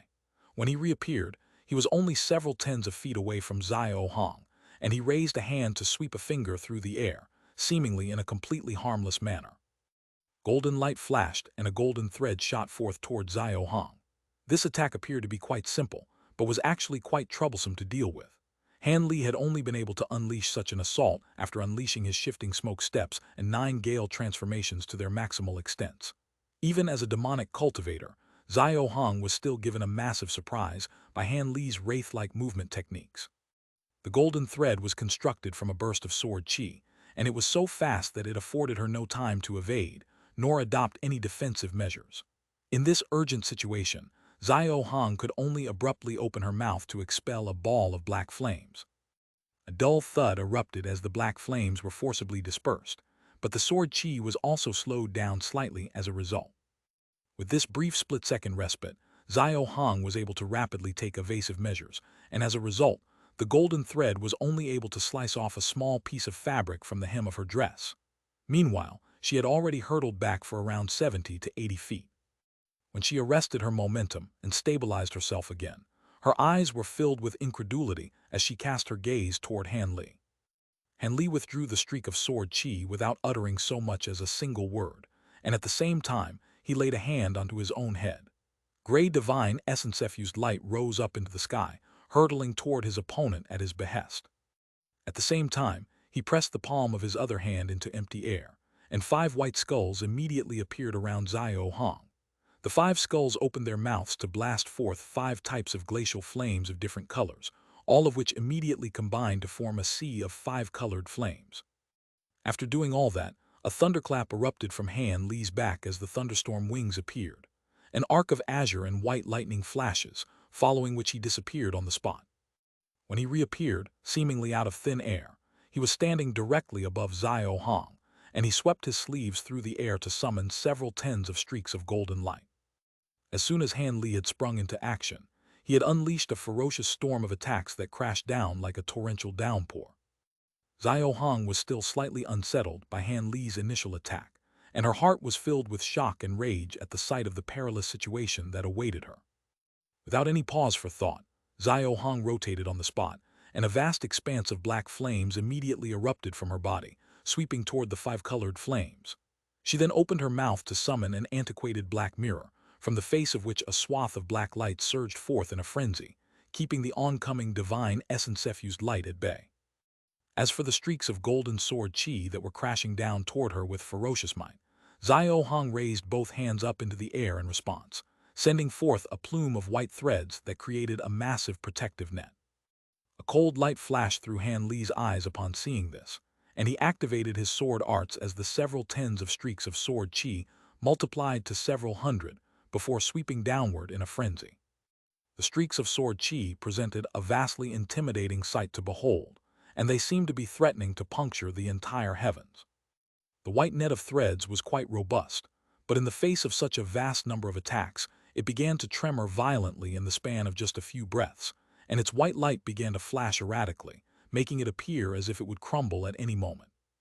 Meanwhile, the black flames were only able to withstand the sea of five-colored flames for a short while before being completely overwhelmed, following which the five-colored flames continued to sweep toward Xiao Hong. As for the black light emanating from the antiquated mirror that she had summoned, it was almost immediately vanquished by Han Li's divine essence-effused light. The divine essence-effused light continued onward, quickly inundating the mirror. The antiquated mirror struggled desperately within the vast expanse of gray light, but it quickly became completely dull and lusterless, as if it had lost all of its spiritual nature. Thus, the divine essence-effused light swept downward without any further impediment. Xiao Hong was extremely stunned by these developments. She was aware that Han Li was far more powerful than his cultivation base suggested, but never would she have thought that he would be this powerful. It had quickly become very clear that she was no match for him. She gritted her teeth before rolling onto the ground without any further hesitation. Spiritual light flashed around her body, and black flames rose into the air for over 100 feet. Amid those flames, a proud black phoenix that was around 10 feet in size emerged. It let loose a loud cry that speared directly into the heavens, and it spread open its wings to create a white rift of light. The phoenix's body swayed before it disappeared into this rift. As such, the countless streaks of sword chi that had just destroyed the white net of threads, as well the five-colored flames and divine essence-effused light, all missed their target. Spatial abilities, Han Li harumphed coldly. Black light flashed from his glabella as his third demonic eye appeared. The eye fixed its gaze on a certain direction, upon which a thin black thread flew through the air and disappeared in a flash. Han Li flapped his wings at the same time and disappeared amid a loud thunderclap. Immediately thereafter, Han Li reappeared over 300 feet away amid a flash of azure and white lightning. Almost at the exact same moment, a dull thud abruptly rang out several tens of feet below him. Spatial fluctuations erupted there as the black phoenix was forced to reveal itself, stumbling in an unsteady manner as it looked up at Han Li with astonishment in its eyes. "Law Destruction Eye," the phoenix exclaimed with incredulity in its voice. Before it had a chance to gather itself, a bone-chilling harumph sounded overhead. The black phoenix's body tremored violently upon hearing this harumph, and it almost plummeted straight out of the sky. Almost at the exact same moment, Han Li opened his mouth to blast forth a small azure cauldron. A crisp ringing sound erupted from the cauldron as its lid flew off of its own accord. Countless azure threads erupted from within the cauldron, sweeping downward amid a vast expanse of azure light. Letter 1D6ATF, letter 1D5FF, letter 1D5F2, letter 1D4 1E, letter 1D430, letter 1D6AT, letter 1D41C, letter 1D698, letter 1D55E. The black phoenix was aware that it was in danger, but its body felt completely leaden and immobilized.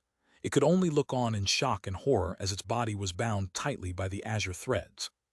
Han Li's body swayed, and he abruptly appeared right before the black phoenix in the next instant. He swept a sleeve through the air, and a massive inky black hand shot forth like lightning, clamping around Black Phoenix's neck in a vice-like grip. At this moment, the Black Phoenix finally recovered slightly from Han Li's spirit-stunned thorn attack, and it began to struggle with all its might. Not only was it attempting to thrash violently to escape the azure threads, a layer of raging black flames had also surfaced over its body. Those azure threads immediately showed sights of melting in the face of those flames. A blue light flashed through Han Li's eyes upon seeing this, and a layer of golden scales suddenly appeared along the arm connected to the hand that was clamped around the Black Phoenix's neck, as well as his face. He clenched his 5 fingers together in one powerful motion, sending an immense force surging into the Phoenix's throat. The Phoenix was struggling valiantly a moment ago, but it almost passed out from Han Li's strangulation.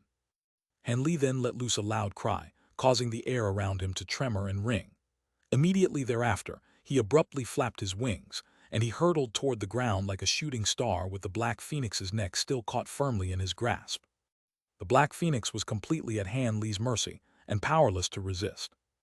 Moments later, an earth-shattering boom erupted as the figurative shooting star crashed violently into the ground, creating a massive crater that was over 100 feet in size. Azure light flashed as Han Li appeared in the air above the crater. At the very center of the crater, the Black Phoenix was lying limply at the bottom in a completely stationary manner. Even though Xiao Hong possessed the powerful body of a demon beast, she still completely passed out after copping such a heavy blow.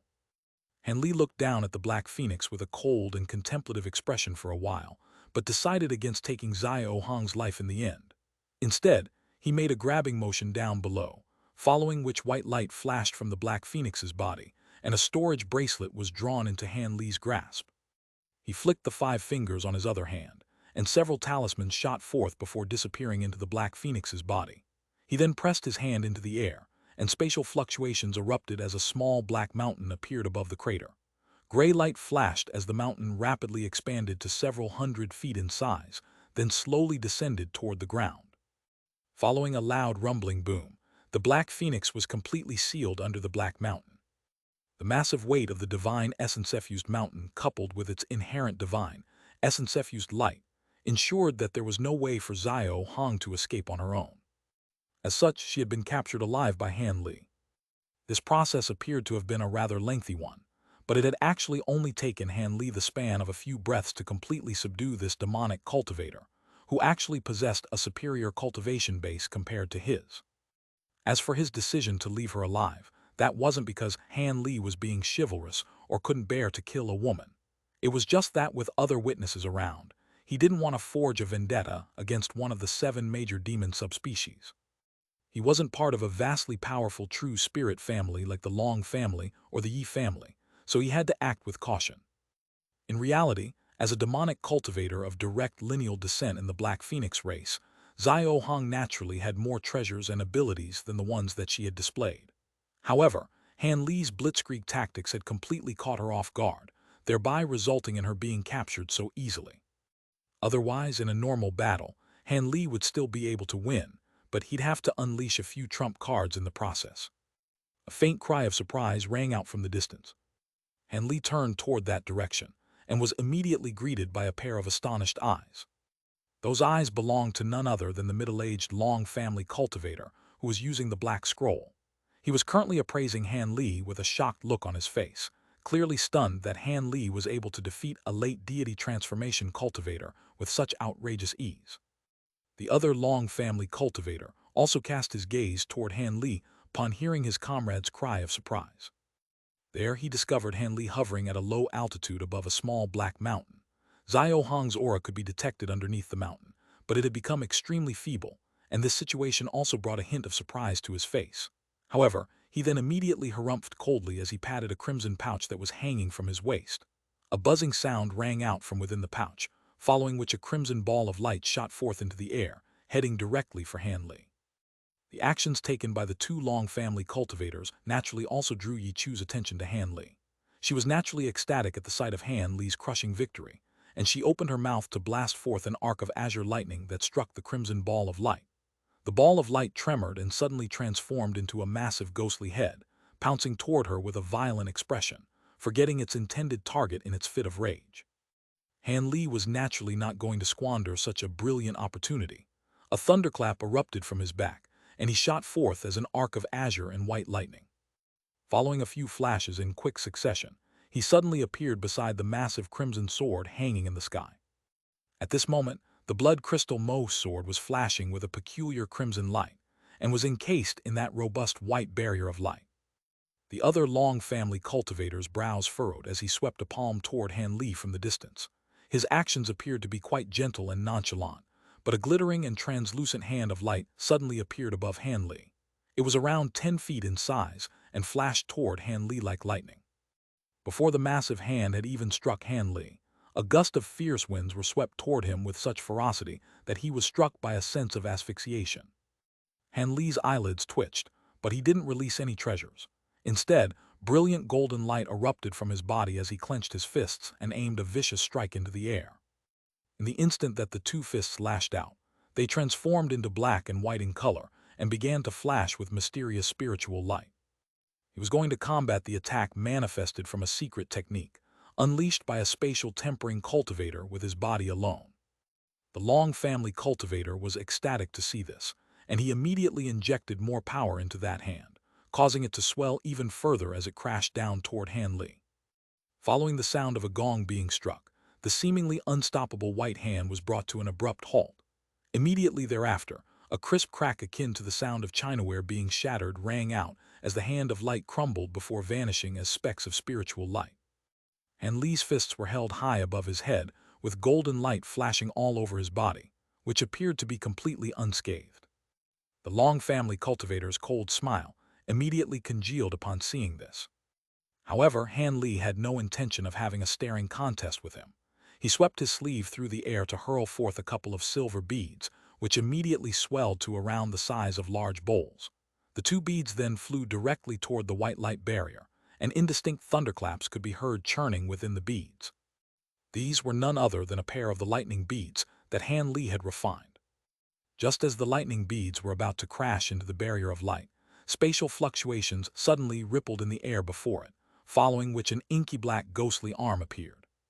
The two silver beads struck the arm and immediately exploded.